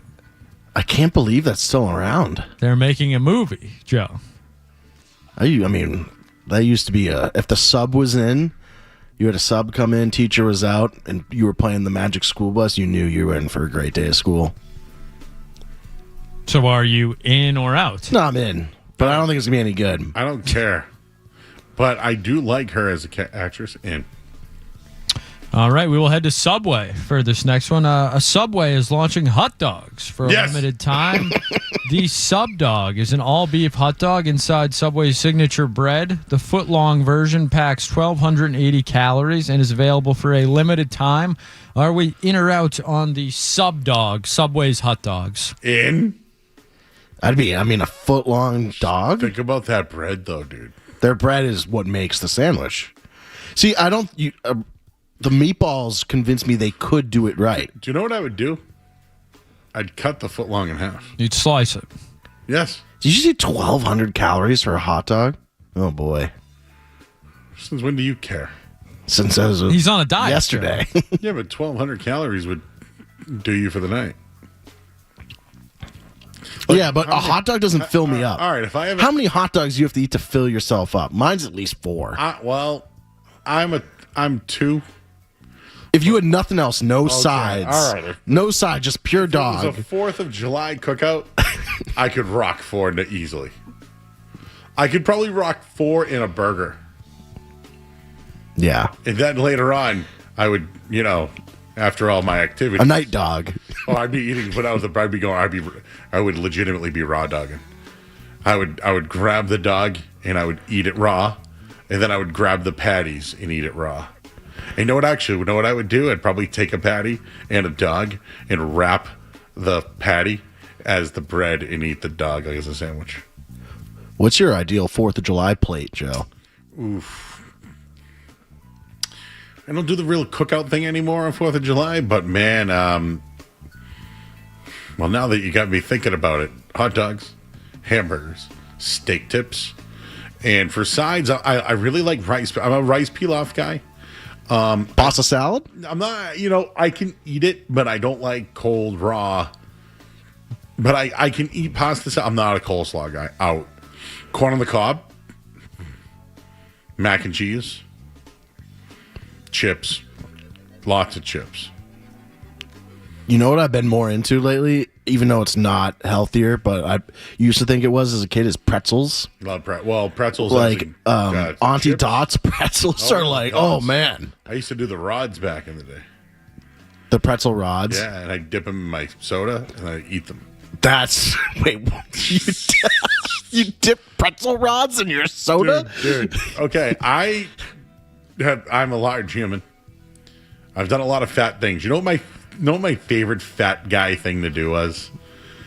Hey, if I went to a Chinese restaurant and they brought out bread, I would dip the bread in the duck sauce. Duck sauce is so good. It's so good, isn't it? Have you done that? Yeah, I can't even fault you. Have you ever done that? I don't know what you mean by the bread. They bring out bread. You're out sliced bread. You ever had sliced bread at a Chinese? No. Yeah, and then I would take the bread and I would just dip it in the sauce and eat it. I'm not familiar with sliced bread at a Chinese restaurant. You're missing out, Joe. I need a picture of this. Kowloon doesn't do it. I'm trying to think of who. I don't. Is it like a fancier? Because I feel like I go out for Chinese a decent amount. No, but you know what though? I always. You know what's a rule, Skaz? Skaz grew up Italian. You should always have bread and butter for dinner. A little olive oil. Yeah. I like the olive oil with the cheese. Oh, baby. That's a good Italian spot. If you got the olive oil, crushed red pepper in there too. Sure. Lather it up, baby. In. Talk about a hydration. How did break. this start, though? Hot dogs. Oh yeah, I want that Subway dog in. Let's try it out. In. There's one right down the street. We'll try it. I don't trust that one though. Why don't you trust that? Just tough. All right. Next. All right, gentlemen. Sorry to break up what was going on in here, but we will head to Japan for this next one. Japan has opened the world's first ever shrine dedicated entirely to stuffed animals. Visitors can bring their favorite stuffed toys to pay their respects or even take part in memorial services. Are we in or out on a shrine dedicated to our stuffed animals? In. I think that's pretty creepy, no? What's the most attached you've ever been to a stuffed animal, Joe? Or Joe's, I should say. May I say this? I had stuffed animals as a kid. I remember winning them at the carnival too, and I'd throw them on my bed. But I don't remember being really connected to one. But I've noticed children that are younger now really, really it's like a support. It's a support stuffed animal.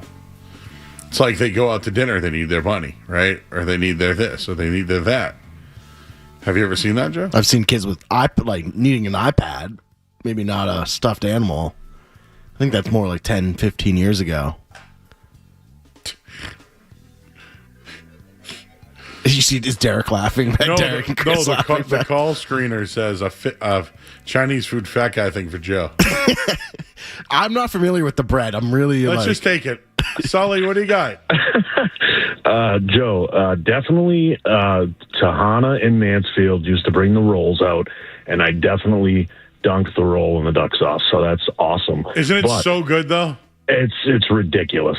But how about when you get the poo-poo platter and you get the chicken finger and you stuff the inside of the chicken finger with fried rice? Ever do that? I've never intentionally have done that, but have That's I? No, but Have you done it unintentionally, Joe? Well, just let me finish.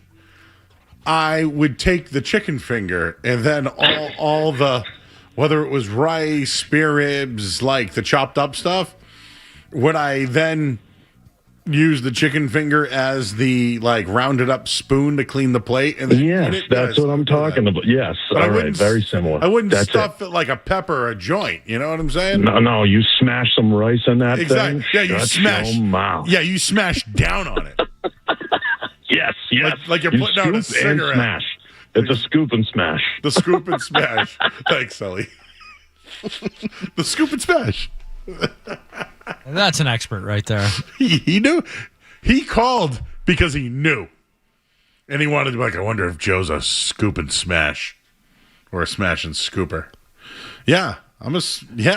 Whenever I eat something, especially pasta, that roll, I'm getting all with the gravy, the pasta, just like in The Sopranos. No, dude, I'm like rounding the plate until I just have enough to just right up, baby. Have you ever had did you get the Japanese pizza at all? The scallion pancake, and then you have the rice on top, and then sushi bits, and then mayo. I've never it's done like a that, pizza. but I love scallion. Tanka has it. I don't love the sushi stuff though. Oh, I forgot. I know it's my thing with sushi is I have ate it, and I didn't mind it. I just don't love raw stuff. Like tuna, imitation crab, that sort of stuff. You're out. I've had it. You would like a Philly cheesesteak roll. I've had a Philly roll. But yeah, it was just a stuffed rice with a little cabbage in there. Yeah. But I don't like the seaweed and all that crap. Okay. I'm surprised by that. And I love the sauce that you dip a Philly roll in. It's just teriyaki sauce or soy sauce. Soy sauce, yeah. I can't believe that guy dips chicken fingers and puts rice in it. Takes the chicken finger. Yeah, and smashes. Well, I took it like he stuffs it and then dips it. But there's not that much room in the chicken finger. Yeah, there? but if you smash it, it sticks to it. I know exactly what he's So like fried rice, we're talking like you're smashing the chicken. I mean, it sounds pretty good. If I get a chance to show you, I will do it. I'm still unfamiliar with these rolls. I looked it up and still have never seen them in my life. Next. All right, gentlemen, let's see. Where do we want to go with this? Well, Robert Kraft, apparently in good faith with the Scots, apparently wants to take the NFL over to Scotland. Are we in or out on the Patriots potentially heading over to Scotland at some point? Torn on this one. You know why? I should be in on Robert Kraft finding an opportunity to make more money. But I should be out on it because he's finding an opportunity to make money. Anyways, did I just see a goal get... Yeah, you should put the Sox game on, Joe, real quick. I think you're going to be interested in what's going on over there. Scotland's on fire. I saw Chris back there making a move, and now I'm wondering now. All right, it's 2-1 Red Sox. It's the Surfside inning. Serve my friends over at Surfside. Hello. It's one of those sunny days. What a play. Who is that? Is that Marcelo? Eaton, Nate. That's Nate the Great. Or is that Casey Nate the Great Eaton? Siegel. Yeah, that's who it was. Is his name Matty Siegel? I actually have no clue. Might as well be, Joe. Kyle Siegel? Barry Siegel? Who is that guy? That's His not name is Anthony Siegler. Siegler. Thank you. I almost said Bob Seger at one point. All right, what happened in the Red Sox game? What did I miss? You'll see, Joe. Just wait for it on social media. We can continue, though. Mystery Wrestling broke the record for longest match ever with its massive Infinite Rumble. The 243 entrant match featured numerous Power Rangers, Batman, Teletubbies, Santa Claus, The Grinch, and more. The match lasted for 21 hours, 58 minutes, and 49 seconds. Joe Murray, are we in or out on the longest Rumble match in professional wrestling history? No one wants to see that. Out. Too long. I'm out too. Chris might be into it. No, Chris Chris is is out wrestling guy. too. He's out. No. What do you think the previous record was? All right. They did a 50-man Rumble years ago. Alberto Del Rio won it, remember? He's not a good guy. He's now Alberto El Poltron. The previous record was 1 hour, 20 minutes, and 15 seconds. Oh, Wow. Because if it's every 30 seconds, like a 30-man battle royal would be 30 minutes. Then you have to fight. I got a good one for you, Joe. We've been talking a lot of NBA tonight. The Atlanta Hawks seeming to add to their front office. Joe, are in talks with the one, the only ESPN reporter, Tim Bontemps. Joe Murray, are you in or out on the Atlanta Hawks being in advanced talks to add Tim Bontemps to their front office? Sources tell Front Office Sports. Out of pure spite, I'm out. Well, I think he's going to fail, so I think it's good. Well, listen. I've never applied. But if I could somehow go from a radio job, I applaud Tim Bontemps for continuing to climb the corporate ladder. I applaud him too, but I told you, out of spite, that guy hates Jason Tatum. Also, just don't think he's very good at his job, but that's beside the point. That guy, I don't know what, Street Team Joe, I don't know what it is, but there are some guys that I just know hate people. Tim Bontemps hates Jason Tatum. Won't vote for him for anything. Whenever you look at like the voting, Bontemps never on a Tatum side. Never. So I'm a hater of Tim Bontemps. I don't like his voice. Is that too much? I don't like his name either. I'm Tim Bontemps. But no, like I don't know. Like, do you think I could be on the offensive line scouting for the Pats? No. Some people think they can, Joe. Yeah, but I mean, what do you think? They think they'd make fun of me and laugh at me? And no, I think you could be general manager of the Red Sox right now, Joe, if you wanted to be. You know what's so funny? I've had people say to me before, "Hey, Joe, you're living like your dream job." No, that's not my. This was my goal. My goal was to be on the radio, be full time, and I'm doing that. It's a goal, but it's not my dream. I'd love to be the general manager of a sports team. You're right. That would be it's probably unrealistic, Joe. Maybe I can go buy like the Lowell Lock Monsters. I don't. Yeah, well, it would be like a career next step to get to that goal. I'd have to buy like a minor league team or something. Or just dominate the NBA trade machine for... Yeah. Well, you're right. You could be the best analytic person in the world and then, like, send it to John Henry, put it on his desk. Joe, would you like to guess the last year the Lowell Lock Monsters played? 1984. 2006. Then what, became the Lowell Spinners? I actually don't know. They were a hockey team. I don't know why the Lowell Lock Monsters popped in my head. I have no clue. None of us had ever heard of them before. No, and I will say this. When I worked at 1510, dude, we did it all, man. Like, we would take on... You guys run the Lock Monsters. We had the Lock Monsters, the North Shore Navigators. We had the Mass Militia. I just picture semi-pro of you and Will. You're just like Will Ferrell. You're like the coach, the GM, the player. Yeah. And you just happen to back into the NBA by accident. No, when I played, but in football it was like that too, though. When we played football, I'd be like, hey man, we need like a guy, and I got pads for you, and the helmet just never fit anybody. It was always fun, and until they got hurt, because then no one wants to get hurt in semi-pro football because your benefits, and then All right, gentlemen, back to the movies we go. A new Tom and Jerry movie is in the works. It is described as a La La Land style rom-com. The film follows Tom and Jerry, who are both adopted by a couple. The cat and mouse then launch a campaign to destroy each other and the couple's relationship. Gentlemen, are we in or out on a Tom and Jerry rom-com in the style of La La Land? I'm out because who's...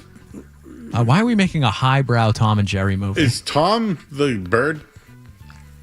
I believe it's Tom Cat. He would be the cat, I believe. Oh, Jerry's a jerk. Out.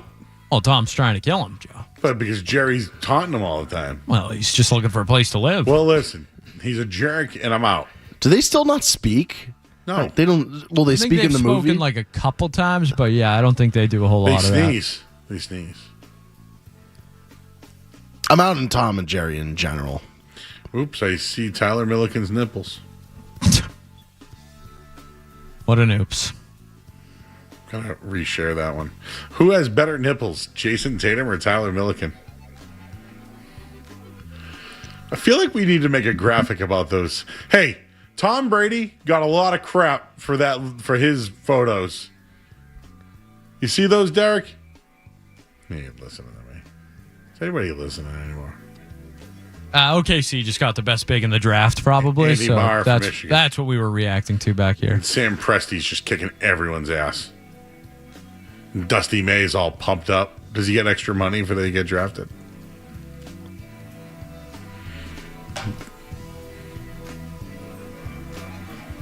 What I was trying to say for Derek, if he's listening, I wonder if we can have some fun with the Jason Tatum. Did you see his photos with the chest hair? Oh. Wouldn't you say the difference between that photo and Tom Brady's is that Jason Tatum looks good? Whoa. And Tom Brady. The Celtics have a crisis going on right now, and Jason Tatum's out here taking GQ pictures. Yeah, I'm sure that was taken yesterday. I'm sure that wasn't done months ago. And, no, those are your quick turnaround on those GQ shoots. I didn't know Jason Tatum had hair on his chest. You know, you were so fascinated. I thought those pictures did him dirty a little bit. I thought he's more jacked than that. Just guessing, but I feel like Street Team Joe doesn't have hair in his chest. Oh, I got a bunch of hair. Really? Oh, okay, I can see it now. So you got some lettuce. Does Chris have chest hair? Chris, you got chest hair? Not really. He was indecipherable. Derek definitely doesn't. No. Peach fuzz. You can tell a lot about a man by some chest hair. Good or bad things. Means you can eat a dog. Yeah, sure. You can put down 4 dogs on the 4th of July. Exactly. Joey Chestnut, he's going to repeat? Yep. And he'll be at the Brook Casino July 11th. But won't you be there? August, tentatively. It's tentative, Joe. Don't want anyone to know that I might be a mystery contestant. How many wings do you oh, never mind. Next. Oh, boy. All right, gentlemen. Let's see. From Chuck in the chat goes, Joe, chest hair is very personal. What do you mean? You don't want to see some of the lettuce, baby? I like to unbutton it a little bit so you can... Wait till it gets real hot. Unless be wearing button-down Hawaiians. The lettuce will be bouncing everywhere. Next.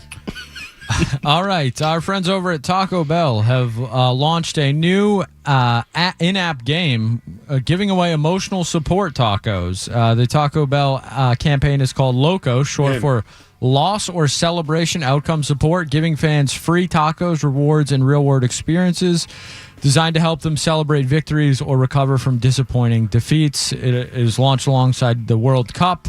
And fans can choose between celebration mode and support mode, depending on whether they're riding a high after a win or coping with a loss. They can get some free tacos depending on their team's results. Gentlemen, are we in or out on emotional support tacos? In. Okay, I have a confession. When I'm depressed or I have anxiety or my nerves are going, I eat.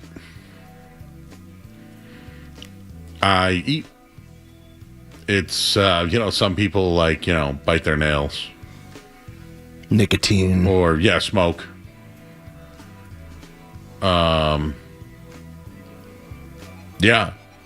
It kind of like. I'm one of the two. I either like am too anxious to eat or I'm binging, and it's no in between. What do you call that? You call it an eating disorder? No, it's not an eating disorder. No. I'm just kidding. What? Stress eating. Yeah, stress eating. I'm a stress eater. But if you get really, really stressed, isn't it tough to eat sometimes? Yeah, when you're like, yes, you don't eat it. When you're, dude, stress is like the worst thing for you. You know that? It's like horrible for your shuts down your hormones, everything, Yeah, digestion. Exactly. You can't crap for a long time. You don't want that. Well, that's not where I was going, but yeah, that's fun. Anyways, what was the question? Emotional support tacos. I want tacos when I'm upset. I want to buy a bunch of tacos. I want to lay in bed and eat the tacos in bed. Wouldn't Taco Bell be one of the worst things you could put in your body, though? And then it you would make crap the stress it all worse. out. But you know what? You got it out. Are you in on Taco Bell? Love Taco Bell. Like as a late night option, you would go. I get 3 soft tacos, no lettuce. I sometimes get a Frito burrito, where it's a burrito of beef with Fritos in it, wrapped in a tortilla. And then I get the nachos and the cheese. It's that cheddar cheese, that hot cheddar cheese. That's my order. So Wendy's or Taco Bell? You're going. Wendy's or Taco Bell. I'm probably going to go Wendy's. Because I like to get the major bag alert. Also, they have I like to dip my fries in the Frosty. Did you see the Scottish people reacting to like eating Wendy's at 2 a.m.? That was just gold. The Scots, they're like, "Oh my god, you can get a cuisine this late? A burger?" I live next to Sonic that's open 24 hours. There's a Bill and Bob's open till 3 a.m. beefer. There's multiple Chinese restaurants open late night. There's a lot. That's dangerous. Yeah, there's a Taco Bell open all night, 24-hour McDonald's. The North Shore is loaded, bro. Yeah, we don't have anything past midnight. Maybe a diner, 24-hour diner. That's about it. Love that for you. Jay, you might want to take a peek at Slack. Something for you to post on Twitter if you'd like. Boston's finest. Oh, yeah, baby. We're posting this one.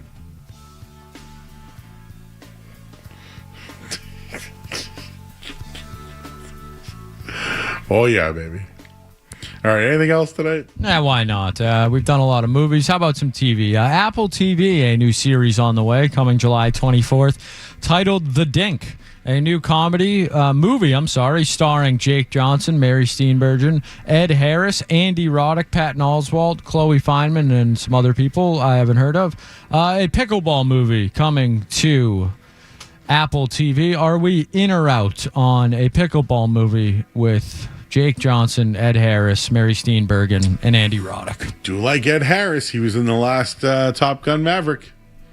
Remember, he was the one who didn't. He was like, yeah, Joe's wearing his Top Gun shirt. This is actually Haley's Top Gun shirt. Wow. Well, you guys are sharing clothes now, huh? Well, I mean, she's not. This is like. She must steal all your stuff. She steals all my sweatshirts. Yeah. And like, she had an oversized T-shirt that does like for my size, and I was like, I'm copying this. Do you know what I think women do? They steal your sweatshirt so they can put all their perfume on it. So whenever you wear it, it just smells like them. Oh, a little psychological. Yeah, like it's kind of like to get you. All you were just wearing the sweatshirt, and you're like, it smells like whatever they wear. I do have all that. She took my best Celtic sweatshirt. Oh, that's serious. Yeah. Next. Sure, gentlemen, why not? Tom Brady make a little bit of news this week. When asked who is the greatest thrower of the football ever, he said Aaron Rodgers is the GOAT when it comes to arm talent. Are we in or out? Oh. I would say the two best of my lifetime is Dan Marino and John Elway. John Elway Rohan Davey. Remember, he could throw like 100 yards. Michael Bishop back with the I got a Pats. Rohan Davey autograph. You Oh, you do? Team Joe? Oh, yeah. It's a football that has Rohan Davey, Charlie Weiss, and someone else signed. Oh, that's pretty cool. From training camp way back in the day. Ryan Mallett, remember him? Oh, he had a cannon. R.I.P. Popping. Yeah. Right? Remember? First round arm talent. Who was that who said that? Who's the guy that was the Raiders GM when Antonio Brown was there? He used to work for the NFL Network. He said it was popping. Oh, yeah, what's his name? Mike Mayock? Mike Mayock. Is that it? Oh, there you go, see? Chris with the assist there. My mom checking in, Mama Murray. The Tahiti French bread and duck sauce was elite. Confirmed. Why have I never had this bread? Have you been to Tahiti? No. Oh, that's probably. It's got to. Oh, yeah. Bread and duck sauce sounds fantastic. Yeah, you just take the bread, you just dunk it in the duck sauce. Do you like? You don't like lettuce? Are you in on the ginger sauce though at these Chinese restaurants? Yeah, fine with it. Yeah, dumpling daughter's got a baby. Since it's in their area, have you been to Tahiti yet? Oh yeah. Sarah, what's funny is like Sarah listens every night and she's like, "How is this a part of the show now?" I think there's been a lot of good laughs that we've just been keeping. Oh yeah. When you get into a belly laugh, it's pretty contagious. Remember when me and Derek were in here? That was a tough night. Oh, jeez. I don't think we've recovered. Anyways. Arm talent? Aaron Rodgers, the GOAT? I don't know.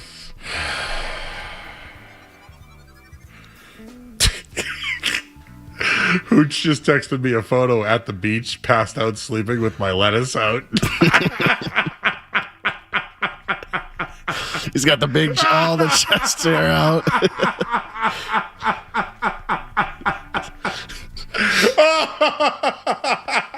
See, this is the belly laugh. The funniest thing is, I'm dead sleeping. Yeah. Like, I'm asleep, dude.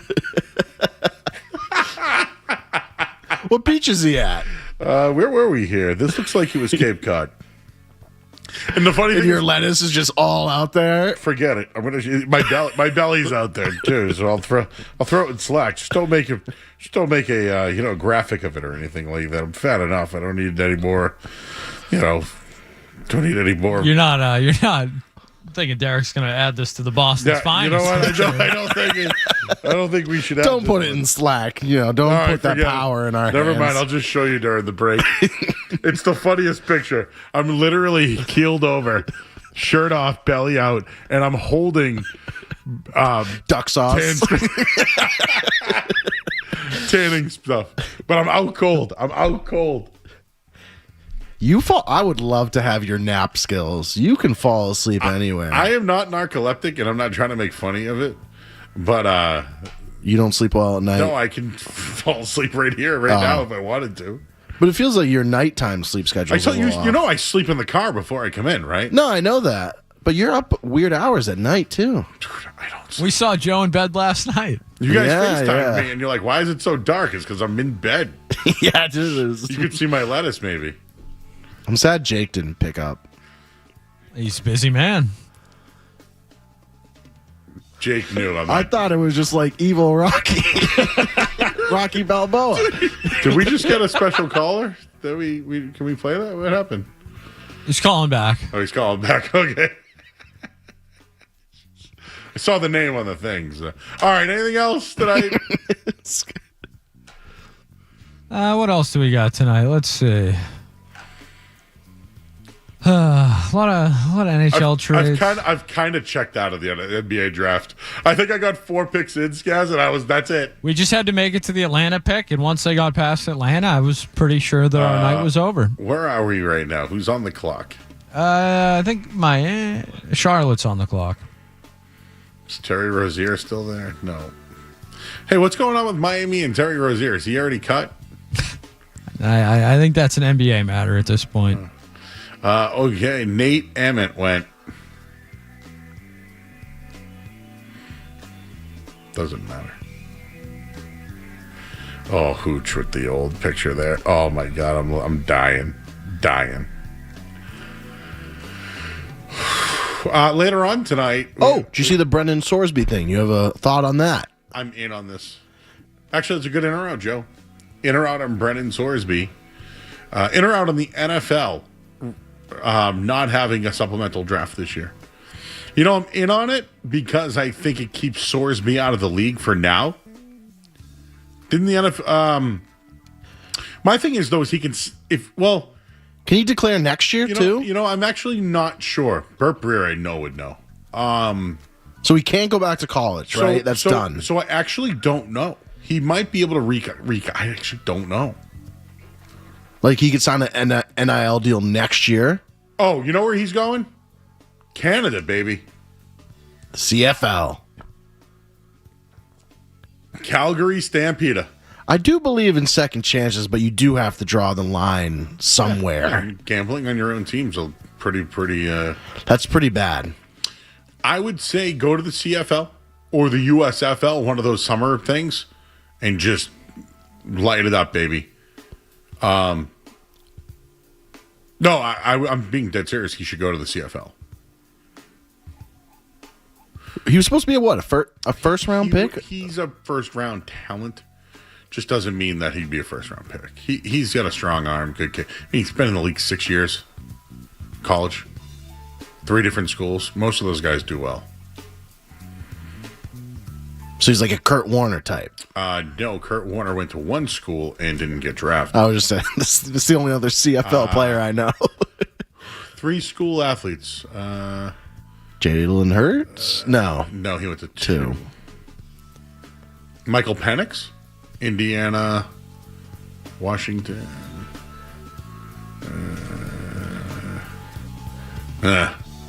Julian Edelman. 2. 1 school. Chase Bryce. Yeah. Darian Mensa. Mensa is the one, yeah. Alan Bowman. Nick Starkel. I don't know any of these guys. Yeah, bunch of bums. Blake Barnett. Yep. I know all these guys. You know, you're a deep football guy. I mean, does Cam Newton count? No.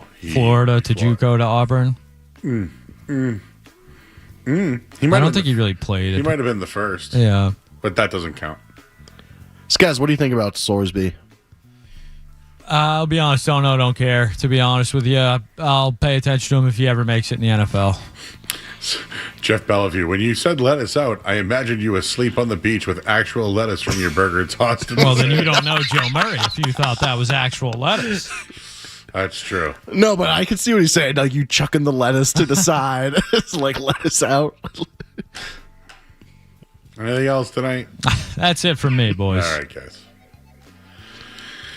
Who was the caller? You had me intrigued. Oh. You said someone... They'll call back.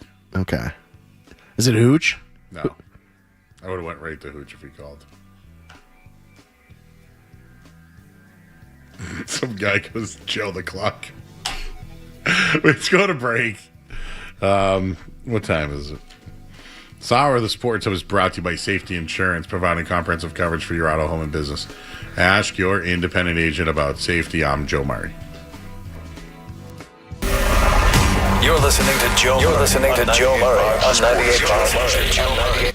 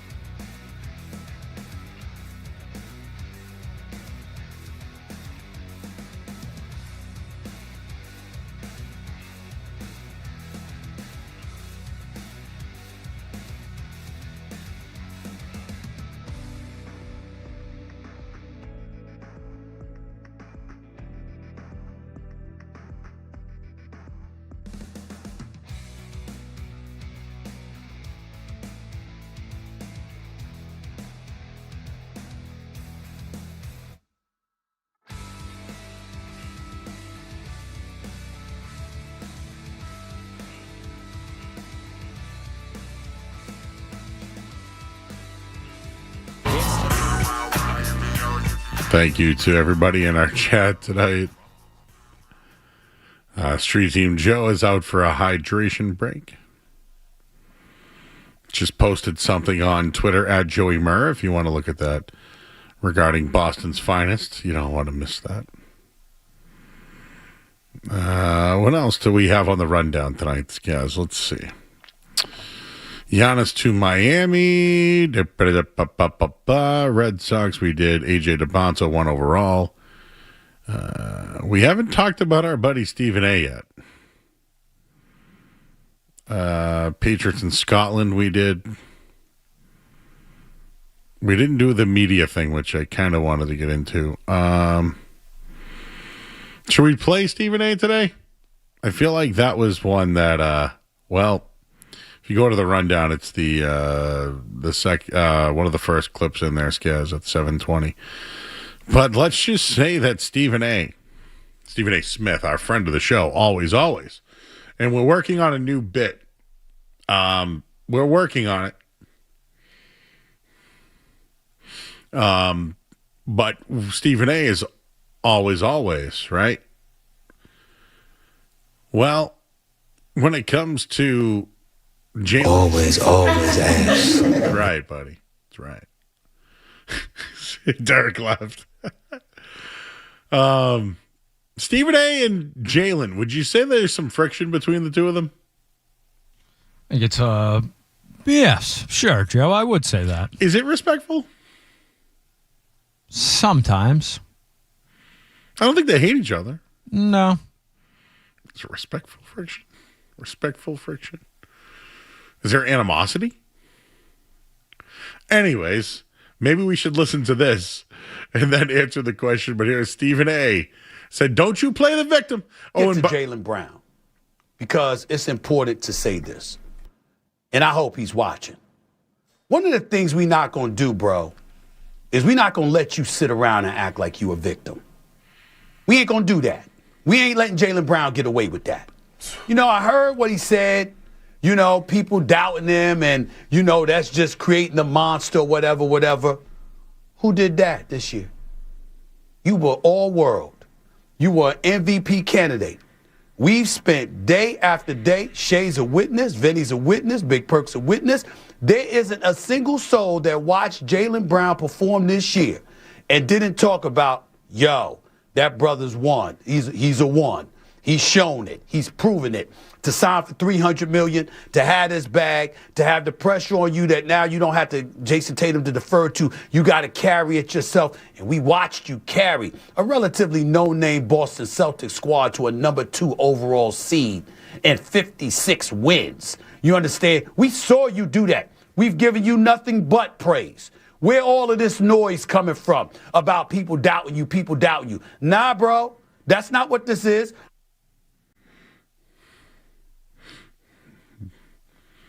They're not letting him play the victim. I call that victim shaming, Skaz. Is Jaylen Brown playing the victim? Has he said anything? The only thing I heard him say yesterday was like, hey, all this is more fuel. Which, I don't know, isn't he one of the most motivated athletes that you respect?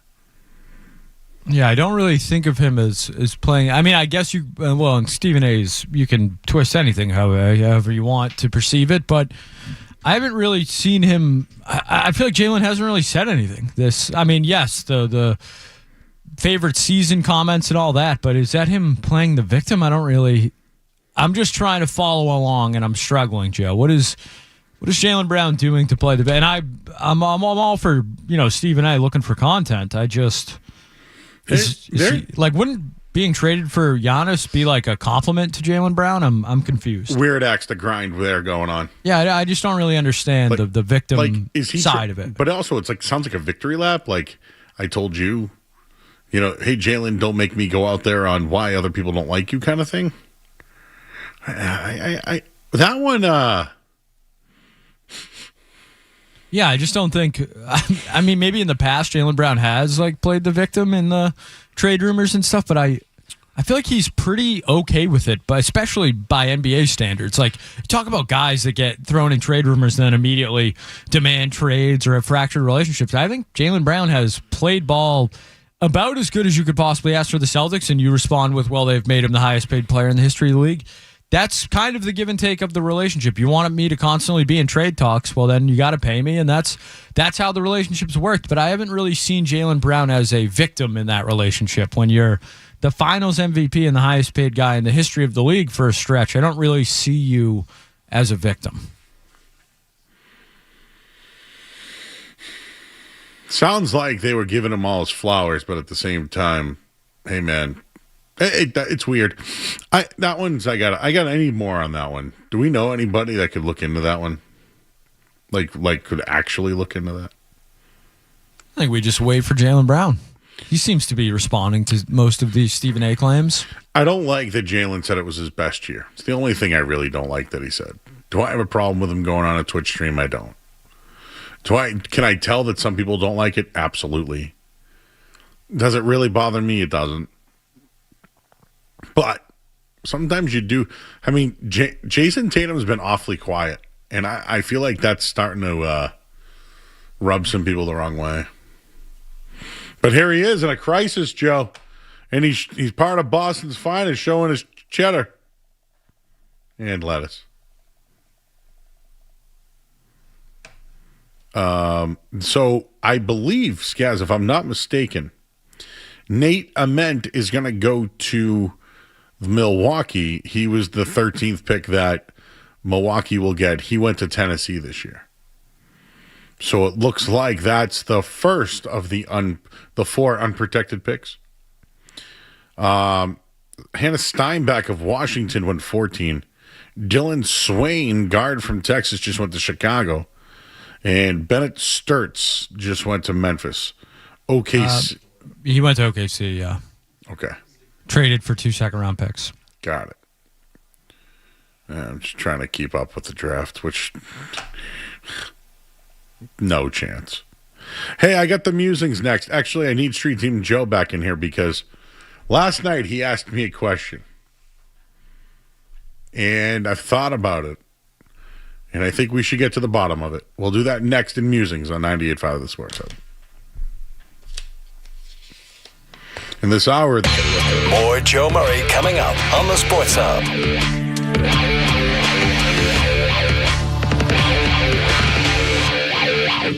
This hour of the Sports is brought to you by Valvoline Instant Oil Change. Enjoy quick and convenient vehicle maintenance this month.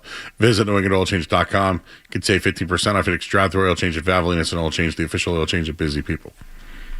Coleman. It's electric. A whole house generator from Coleman Electric saves a family unit. Boom! Big storm, power goes out.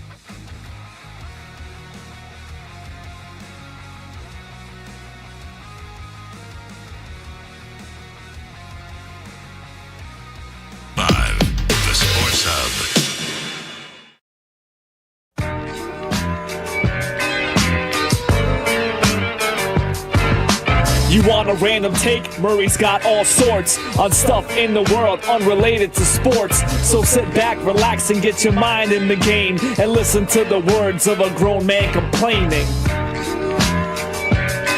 All right, it's Murray's Musings here on the Sports Hub. We have made a shift. Street Team Joe now running the board. And James Scaramazino now in studio. Hey, we're getting some practice reps in for Street Team Joe. Keeping them fresh. And Derek's going to do the headlines soon. And much better than the ones I just did. You all right over there, Joe? I got Chipotle before work today. Oh, do tell. What'd you get? First off, I'm sweating. I don't know why I'm sweating. I got a burrito, Joe. Rice, cheese, and just honey chicken. And I got queso with those chips because, you know. How was the honey chicken? It was great. Do you know all of that cost $18? I got no drink. Is that expensive? Yeah, Chipotle is getting up there. I've been noticing they've been giving me less food. So tonight, especially when you DoorDash it, you know. It's 26 with the DoorDash across the street. I know what I did today. I actually, guys, before I mentioned what Joe said to me last night. Yes. Remind me something else, too, because it's a pet peeve. Okay. But I went to Chipotle. It's across the street. And I said, hey, can I get a burrito? I usually get a bowl, but I wanted the burrito tonight. And so I go, extra chicken, extra rice, extra cheese. And so when they put the chicken in, I go, you think that's extra chicken? And he goes, yeah. And I go, you feel good about that? And he goes, I can give you some more. I go, please. And he just grabs like the spoon, right? And goes, like grabs a couple and I looked at him and I go, hey man, do you think that's extra chicken to like other people that were there? So you were on one. And they were like, kinda. So nobody wanted to disagree with me. They also didn't want to agree. I wasn't on one. It's just, come on, man. It's not your food. It's not what you know what like you know what I mean? Like when I told you I worked at a McDonald's, right? If someone's like, give me a 20 piece, I just scooped the whole damn thing in. I didn't count them out by 20. That's the kind of service you're looking for when you go to a place like that. Yeah, why are they so stingy? Street Team Joe, you're the expert. It wasn't always this way. Chipotle was a top-tier establishment in terms of giving you the food, but I think they had a CEO switch. I'm not trying to get into politics or anything, but apparently those they have classic the same political CEO switches. Yeah. But they have been getting less food recently, I have noticed. And it's causing me to switch up a little bit. I went to Carl's last night, Joe. I tried their burrito. Really? It's cheaper and bigger. Dude, on my way back from Nesson today, there was a little bit of a line. Must have been like a funeral or something. But right in front of the Halfway Cafe where I went out with Joe, that taco place or whatever across the street was bumping. Oh, yeah, we were into that. I almost thought about pulling right over. I think that's why I got Chipotle. Because I think I saw it and I was like, huh. Anyways, Skaz, I've always told you about a member of the Sports Hub. Whenever they see me, they always slap me as hard as they can. I've seen, you've not only told me about it, Joe, I've witnessed it. I've seen it myself. I've actually, when you were gone, I've been the replacement. I think we've discussed this, that I've been the fill-in hittee in those situations. Tonight, said person was not here. I was going to say, yeah, I wouldn't have thought so. But their companion. Oh, really? On the way by. What's up, Joe? And I mean, boom! Right on the tricep muscle. A good one, you're saying. And I walked away and I went, oh, you. I was like, it was one of those bite your lip tongue kind of thing. I think it's because you're a bigger guy, Joe. That guy, people just think they can take a swing almost. But if I did that, it would hurt you. Yeah, absolutely. And I'm not trying to be like a jerk, but if I was like, what's up, dude? You're going to be like, oh. I've had that happen, yeah. Yes. Is this because I slapped you yesterday? It's not you. But I did. Did he slap you yesterday? It was a love tap during our Sports Center video. But it was more like, here's your gift, Joe. Girls also do, every once in a while, like when I was at the Drake May game, I saw a friend I haven't seen in a long time. They just grabbed my belly, and I didn't like that. Oh, excuse me. Feels inappropriate. And I was like, hey. They're like, hey, is everything okay down there? I'm like, yeah, my belly's fat. Yes. I know. You haven't seen me in a long time. That feels offensive. Known them long enough, I guess, to the point where it's okay. Anyways. How you handling that, Street Team Joe? If a girl slaps my belly? That's weird. That's crossing the line. It's more of like a grab. Like grabbing the love handles? Like, dude, what's going on down here kind of thing. Yeah, that's... Yes. Anyways, moving on. Last night, Joe, you brought something up that I'm very interested in. You asked me if I believed in ghosts, and you asked me about do I believe in, and I wrote it down. Let me just get it going here. The afterlife. Yeah, that's what it was. Yes. So, do I believe in ghosts? Yes. Do I believe in the afterlife? Yes. Skaz, do you believe in the afterlife or ghosts? Sure, why not? Some variation of those things, why not? Sure. An open-minded man. Street Team Joe said that he's had some ghost activity of late. Well, you say this, and did something happen to Fred recently? Because not that I know of. I'm looking over your oh no, I know. Yeah, we don't know. Speaking of ghosts, I don't know if I missed a bit or something, but there is. I don't want to ruin anything. It looks like a plot. It looks like a grave. There's an in memoriam of Freddie T in here, and as a big fan, I had me worried for a moment there. There's some words about German porn on there. I mean, it's very well done. You mentioned ghosts, and then I see a nice picture of Fred, a very, I would say, good picture of him, but. Personally, not a lot of ghosts for me, if that's what you're asking. So, Joe, you said you've had some interactions of late. Yeah, I believe but before I get to that, we were talking about why are ghosts on Earth as opposed to the soul in heaven or the afterlife you believe in? Why are they here? That was my big question. Is like their unfinished business to be had? Like, I don't get why they're here. Are you expecting us to have answers? Yeah, I mean, Joe seemed like he had a pretty good idea of what their purpose would be. Okay. I believe that there are earthbound spirits. Yeah, I'm not... Okay. Maybe deceased people that have yet to move on. All right. And you might find some paranormal activity. There's also residual energy that I would say out there regarding entities that you can get recordings, like electronical voice phenomenons. We're familiar with those. And maybe just some people don't understand mortality yet. And this is where ghosts come in, and there's coping mechanisms. And then there's the whole religious beliefs kind of thing. So, I'm reading a Reddit channel. Oh, boy. A very reputable source. How do you explain the existence of ghosts when even our own planet Earth is temporary? I always was skeptical of the topic. Any paranormal existence, and I've always considered ghosts to be spirits of the dead. You getting your answers? No, I think I'm more confused than when I started. Okay, I had a friend who lived in a cemetery. They lived in? No. That's actually They're the groundskeeper? That's a Silverchair song. I live in a cemetery. No, my buddy lived, the backyard was a cemetery. But his basement was obviously like 8 feet under. And to be fair, he did a lot of drugs. But he told me that he was in his basement and would always have some sort of paranormal activity because legitimately his backyard had a fence that was in the graveyard.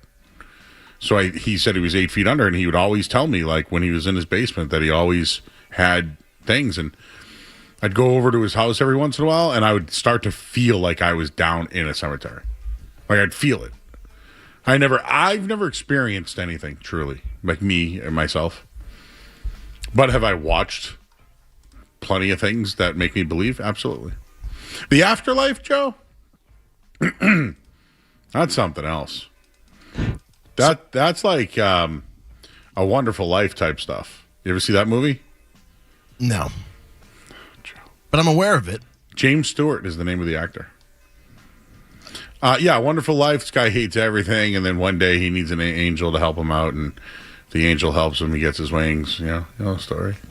Yeah, I'm not sure. The afterlife, no one really truly knows, but I think ghosts is almost a fact. So what are your ghost experiences? All right, Why are you so hard on this issue I got right two now? for you, Skaz, and both Please. have happened to me in the last week.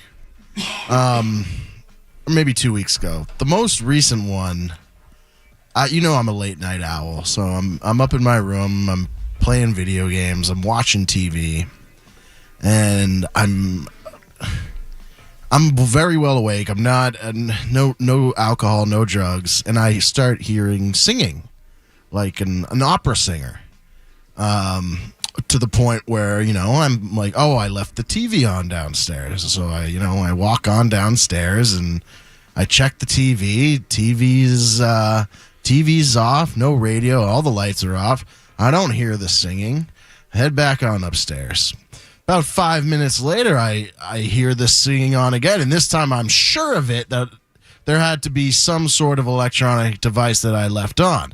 I walk down there, nothing's on, so I'm like, all right, it has to be the neighbors outside. I open the door. There's no fire going on. There's nobody's out and about. It's around 2 a.m. And I go back upstairs, and this last time I'm in my bed, and this time I'm sure of it. I hear an opera. I'm opera singing. And so I wander down. Eventually I stumble upon nothing. But the next day I do ask my parents. I'm like, hey, I just wanted to let you guys know, because we're open about ghost experiences. Hey, I heard an opera. The family's open about it. Yeah, okay. we're open about it. I kept hearing opera last night. Like, I'm not sure what's going on. Do any of you happen to have like a CD player or anything, or A CD player? Something that's going on that could explain this away. Like an Alexa? But and immediately, yeah, like an Alexa. Like, there had to be something going off, and immediately my mom resorts to ghosts, and she says, "Joe, your grandfather was an opera singer. And, Get out of here! His anniversary of his death was yesterday." Oh my God! And I did not even piece that together. Facts. Yeah. So, but you thought it was a woman. So no, I thought it was a male opera Italian singer. Like when the moon hits your eye, like the big pizza pop. No, I mean a little more opera-y than that. Yeah. And I was creeped out, Joe. Like I it was either I'm crazy and I'm hearing things, and that could be it, or it was a ghost. Can I give you one? One time in my life, I was in Salem, Massachusetts, right? And just so you guys know, like when you go to downtown Salem, the gallows and all that stuff kind of happened in like Danvers or like another town. So when you're in downtown Salem, the hangings and all that didn't happen there. There may have been some, but most of it happened a little bit further away. Anyways, my point is this: there's like the Proctor House. Well, one night I was walking, like I live near Salem, and for some reason I could smell like apple pies. And it was late night, so I'm like, who could be cooking apple pies? And I when I got home, I was like, wait, is there like an apple pie near the house or whatever? And I Googled the house. And it was like, yeah, the John Proctor house or whatever was actually made on an apple field. And they would make apple pies. And I was saying to myself, I go, do you think that I was smelling the apple pies as like they made apple pies on the apple farm where he lives? So therefore I was getting like some electronic, I don't want to call it electronic, but was I picking up? I know what you mean. Apple I think that's smells the only because of logical that? explanation. Do I sound crazy right now? Oh, yeah. Okay, never mind. It wasn't sound burnt. crazy, It wasn't Stas? burnt toast. It wasn't having Yeah, I any mean, issues. like, where else would the explanation come from? Unless you went to McDonald's and got the apple pie. I didn't go to McDonald's, and there's no McDonald's over there, and there was nowhere near anywhere there. If I'm allowed to share a quick one more ghost story, please. This is of my mother's, and this will hands down give everyone who's listening the chills. Guarantee it. Guaranteed. So my mom and dad are on their wedding anniversary. I believe they're in, I'm not exactly sure, Hawaii, but potentially. They're both asleep, and my mom and dad, my dad's a big snorer. So my mom wakes up, feels like she sees something moving. She kind of yells to my dad. My dad's snoring, but my mom doesn't really see what it is. She goes back to bed. Around 5 minutes later, this time clear as day, she woke up and she thought she saw my dad's best friend in the room. And she's like, calls out his name, Vinny. And she's calls out Vinny, turns on the lights. Obviously, he's not there. She yells to my dad. She's like, Paul, I just saw your best friend Vinny like in a ghost spear. That's like as weird as it gets, huh? They go back to bed. 5 minutes later, the hotel phone rings. My dad picks up the phone. They get a phone call. Vinny had passed away of a heart attack. I don't like that. And if that doesn't give you the chills, I mean, I don't know what will. Yeah, this one time I was talking about a musician and how much I love their songs. Somewhat recently. And then the next night they died.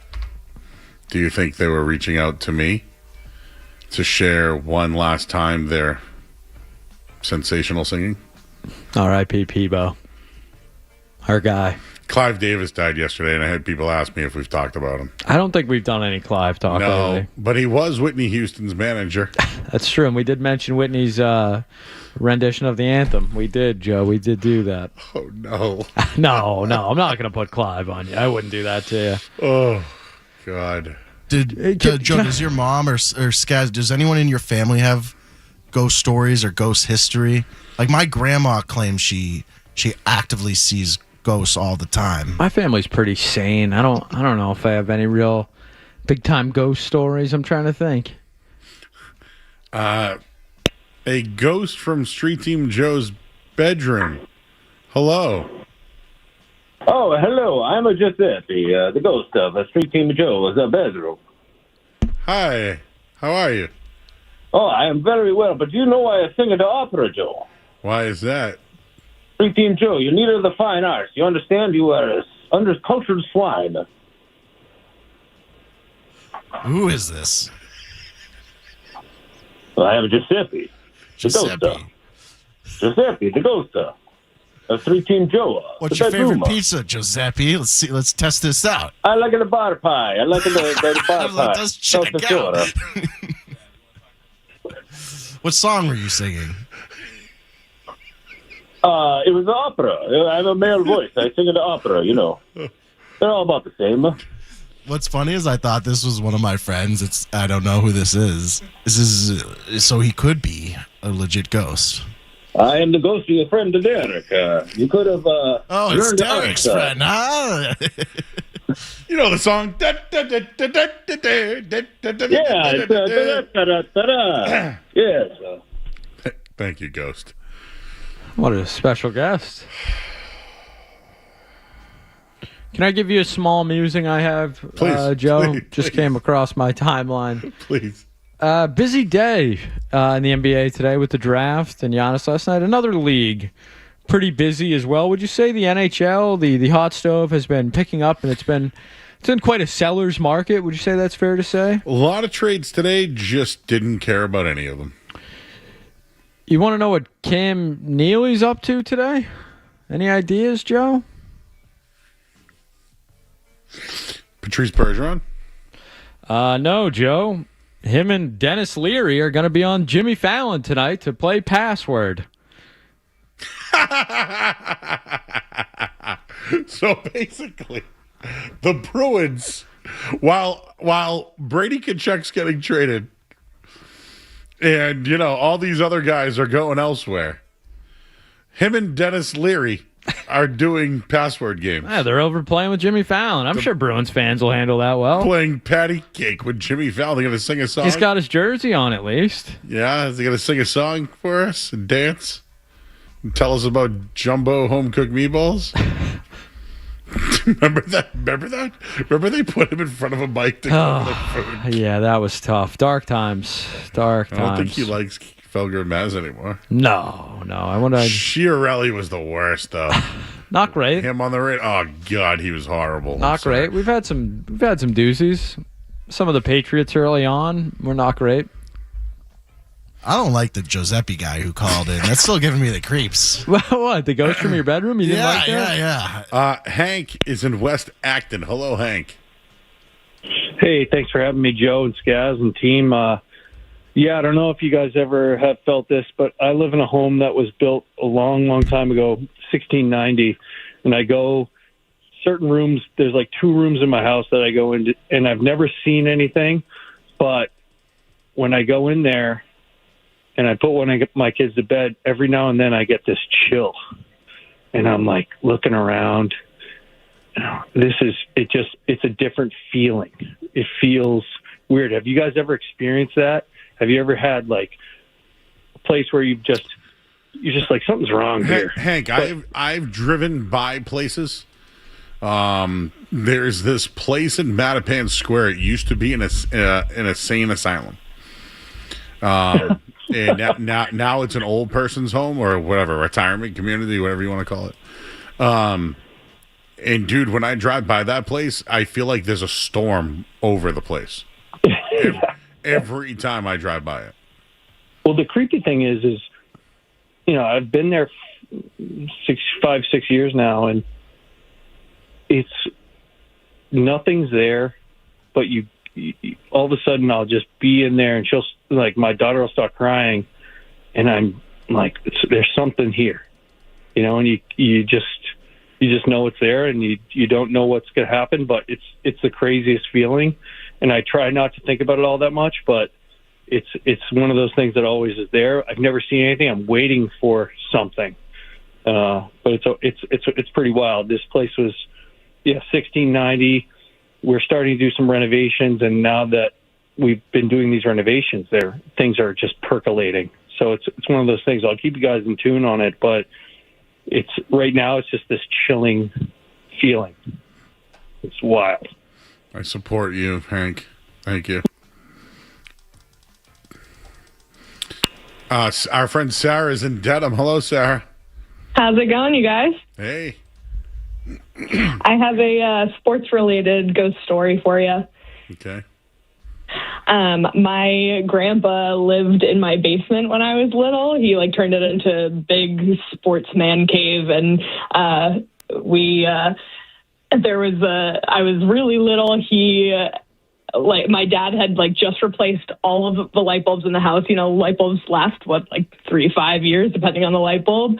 My grandpa passes away, and the next morning that all of the light bulbs in the house blow. My dad replaces all of them, thinking, oh, maybe it was a bad batch. They all immediately blow again. Oh boy. And over the years, years go on, there's always some weird electricity things in the house, and we're in college, and I'm down in the basement, and I started to notice that there's always these surges in electricity, but the TV was never on. It was the one thing that wouldn't surge. And so I was starting to joke, my grandpa's a big Boston sports guy, maybe he's mad that the games aren't on or something. So I started having my husband keep track of is there a game on, and he's mad that the game's not on. We started keeping track, and there was always a game on. And we're thinking it's my grandpa getting mad that there's no games on. So I kind of believe that because it's electronical, and that's how they can communicate through electronics. I'm in full belief that, at least it's a ghost that we know, Yeah, it's like a safe ghost. Exactly. And we the last time that we've had an interaction was the day that we got engaged. The second that we got back home, the light bulb blew to the basement. A little congratulations. Oh, thank you. Sarah, would you come to Tahiti if we had a little Tahiti party meetup? Oh, of course. Oh, yeah. Oh, yeah. Do you like when we play that back? Are you like honored? Or are you like, oh, these guys can't get enough of this show? It's very embarrassing, but I'm glad that you got a kick out of it. Sarah, I will let you know that somebody last week goes, "Hey, Joe, do you know that Sarah girl?" I go, "No, Joe knows her." She goes, did the girl really grab the poop and tell everybody not to look and throw it? And I go, "That's what you heard, right?" It did really happen. It's ingrained and seared into my memory. Have you ever seen Caddyshack? Yes. You know when the baby Ruth's in the pool? Yeah. Is that like literally what it was like? Just don't look? Exactly. Spot on. Yeah.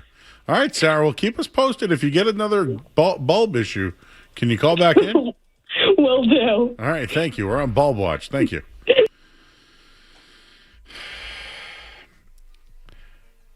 John is in Hawaii. Aloha. Hey, aloha. How you doing, Joe? Good. Good. I actually have a story very similar to Street Team Joe's when I was a little kid. Probably about like 4 years old or so. My grandmother was really sick and, not doing well at all. And so I was sleeping. It was like midnight, and I guess I woke up, and my mom was saying that I was like, "Hey, get away from me, all these dots," something like that, right? And so she comes over, puts me back to sleep, and the minute they get back to bed, there's always a landline next to the bed at this point. My aunt calls and tells her that my grandmother passed away. And so she said it was always her just saying goodbye, which is kind of cool. So, like, kind of letting the spirit out first before the body is no longer active. Right? So, yeah, it was like my mom just kind of said, like, hey, that was her saying her goodbye to you before she left. And I was like, well, okay, ghosts are real, but they're not always bad.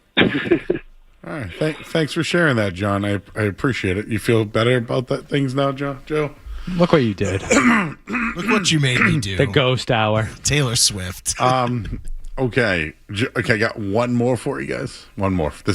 Now I'm starting to realize now I've had experiences. Has anybody ever lost an animal? Yeah, I watched my dog get smoked by a car when I was like 11. Okay. Are you serious? Oh, yeah. No, but being serious, Wow. did the dog It was brutal. Did the dog have a chain or a collar?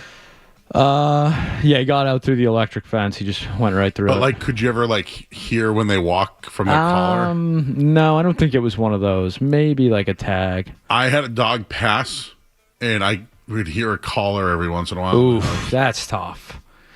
That's sad. I'm out on that. Can't believe, Skaz, you never told me this.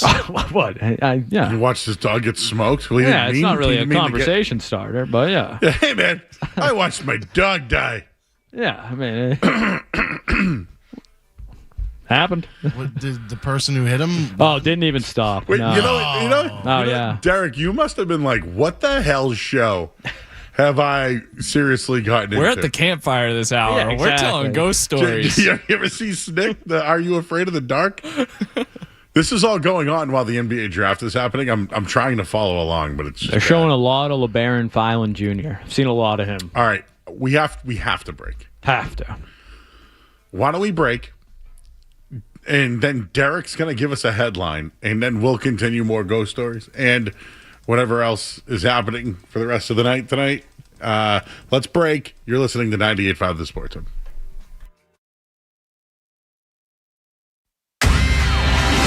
Don't go anywhere. There's more Joe Murray. On the way on 98.5 The Sports Hub. Does your home need a new roof? Get a free estimate today from Connell Roofing, the leading Massachusetts roofing company. Book your estimate today. Head to Connell.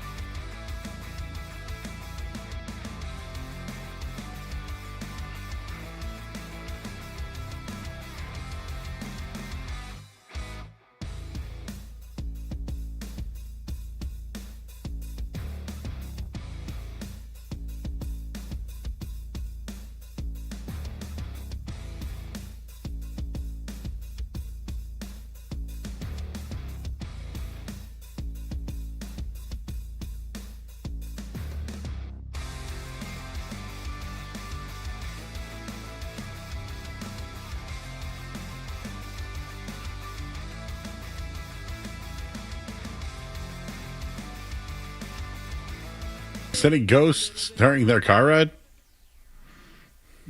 What song were you guys conceived to? Do you remember that song? Oh, yeah, that's right. Car? That's right.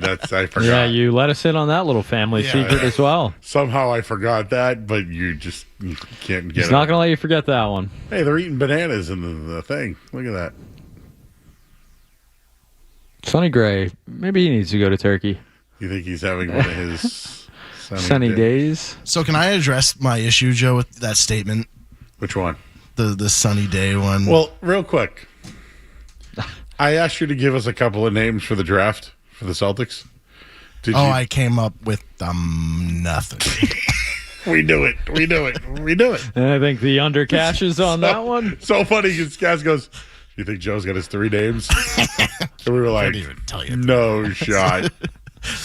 The 24th pick is on the clock. The New York Knicks are about the to NBA pick. Champion New York Knicks. Should have said, put respect on their name. And the place went crazy, by the way. Obviously, great job by Derek Olsen on his first headline. Nice job, bud. Yes. Well done from Derek. Well done. I would, if it wasn't good, I wouldn't have addressed it. So, good job. So the Celtics are coming up on the clock. I don't know if we're going to be here for that. No, we will not. They're, 27? Is that correct? Yes. Maybe. Would you like to address, can you do it in a minute or less? The sunny day thing. And just so the reason why I do it is because it was, so in the end, it was a good thing. No, I get why you're doing it. But in general, one of her sunny days is bad. Yes. But you say it when sunny day has a good day. Yes. Yes. You're right. But this really bothers Street Team Joe. I want you to know that. I get your reference. I do get it. He has been. This has been weeks. So it's okay that you don't like it. I love the movie. I love that movie. It's fine, Joe, that you don't like it, but you do understand it. Yeah, hey, it's all I care about. Whose car are we gonna take? That's right. Well, yeah, we're gonna do that one soon. We have posted our latest commercial. And people want to give Skaz an Oscar. Commercial? Oh, yes. I mean, you guys, you asked a lot of me in that video.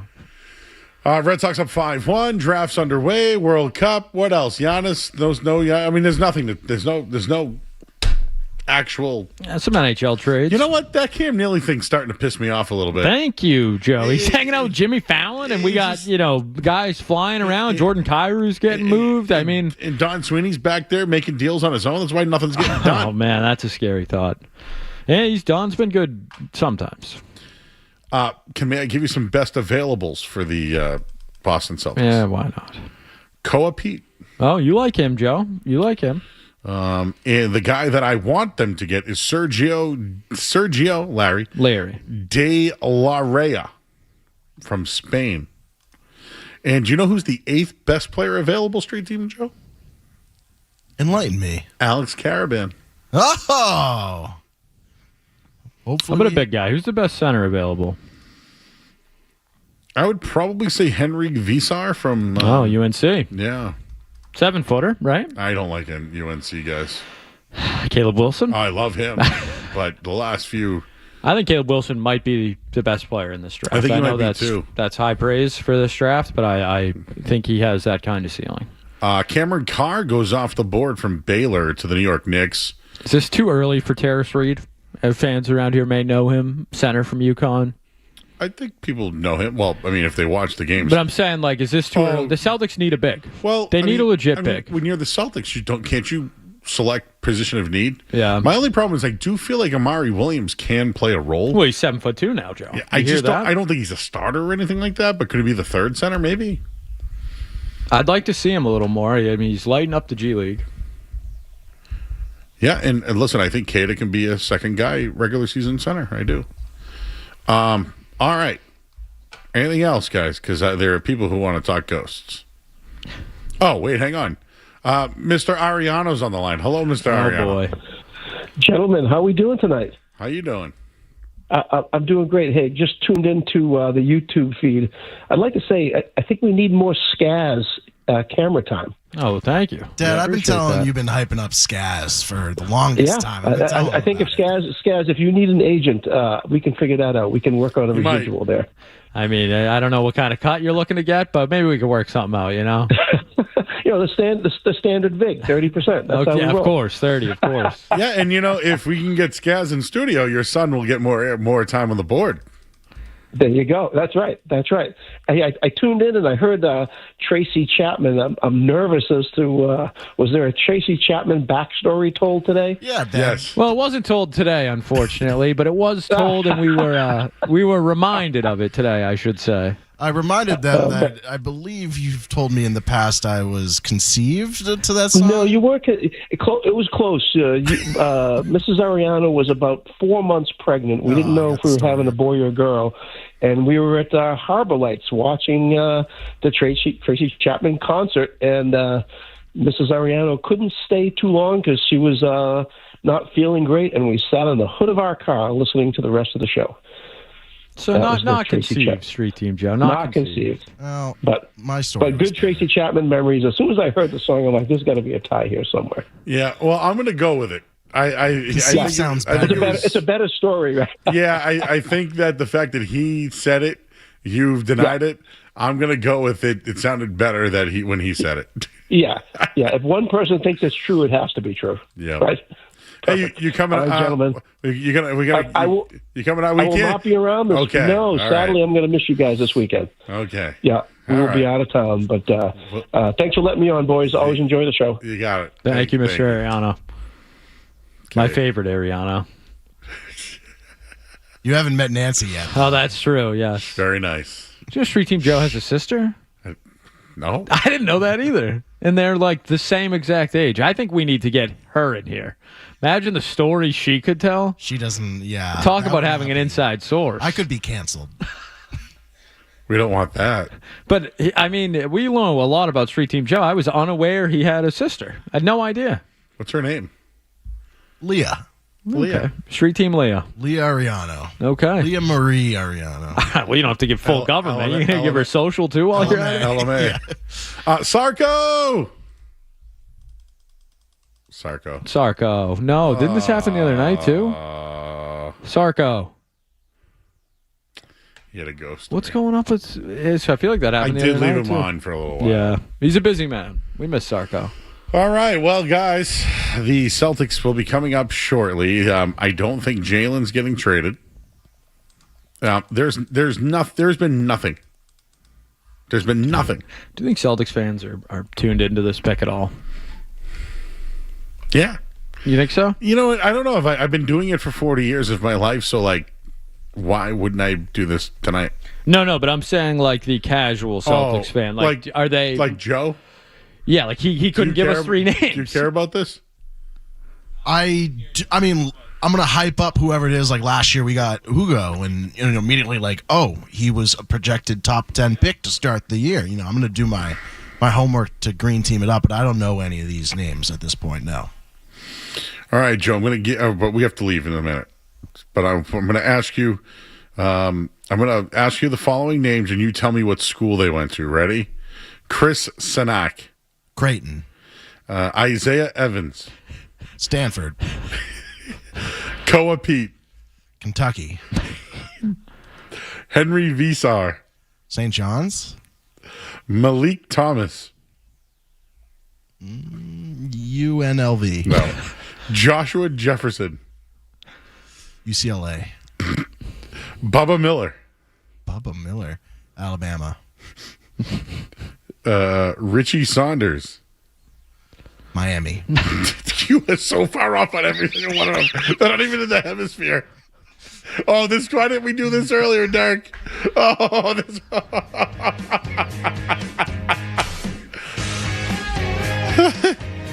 Felix Okpara. St. Joseph's. Bryce Hopkins. Okay, this one's got to be St. John's. Yes! Oh, my God! Yes! All right. Thank you, everybody. This hour of the Sports Hub quickly. Wow, that was awesome. This hour of the Sports Hub was brought to you by, Valvoline and Oil Change. Enjoy quick. It can be a vehicle maintenance this month. Visit NewEnglandOilChange.com. You can save 50% on the next drive through oil change. Valvoline and Oil Change, official oil change of business people. Derek, thank you. Joe, thank you. Skaz, great as always. Thank you. I'm Joe Murray. Hey, Joe, why don't you send us home tonight? I'm giving calling in the bullpen. Oh, we have a backup tonight. We got Derek Olson. All right, Derek, send us home, bud. Play like the Enter Sandman song. I'm walking out of the pen. For intern Derek Olson, street team Joseph Ariano, producer James Scaramazino, and host Joe Murray. This is the Joe Murray Show on 98.5 The Sports Hub.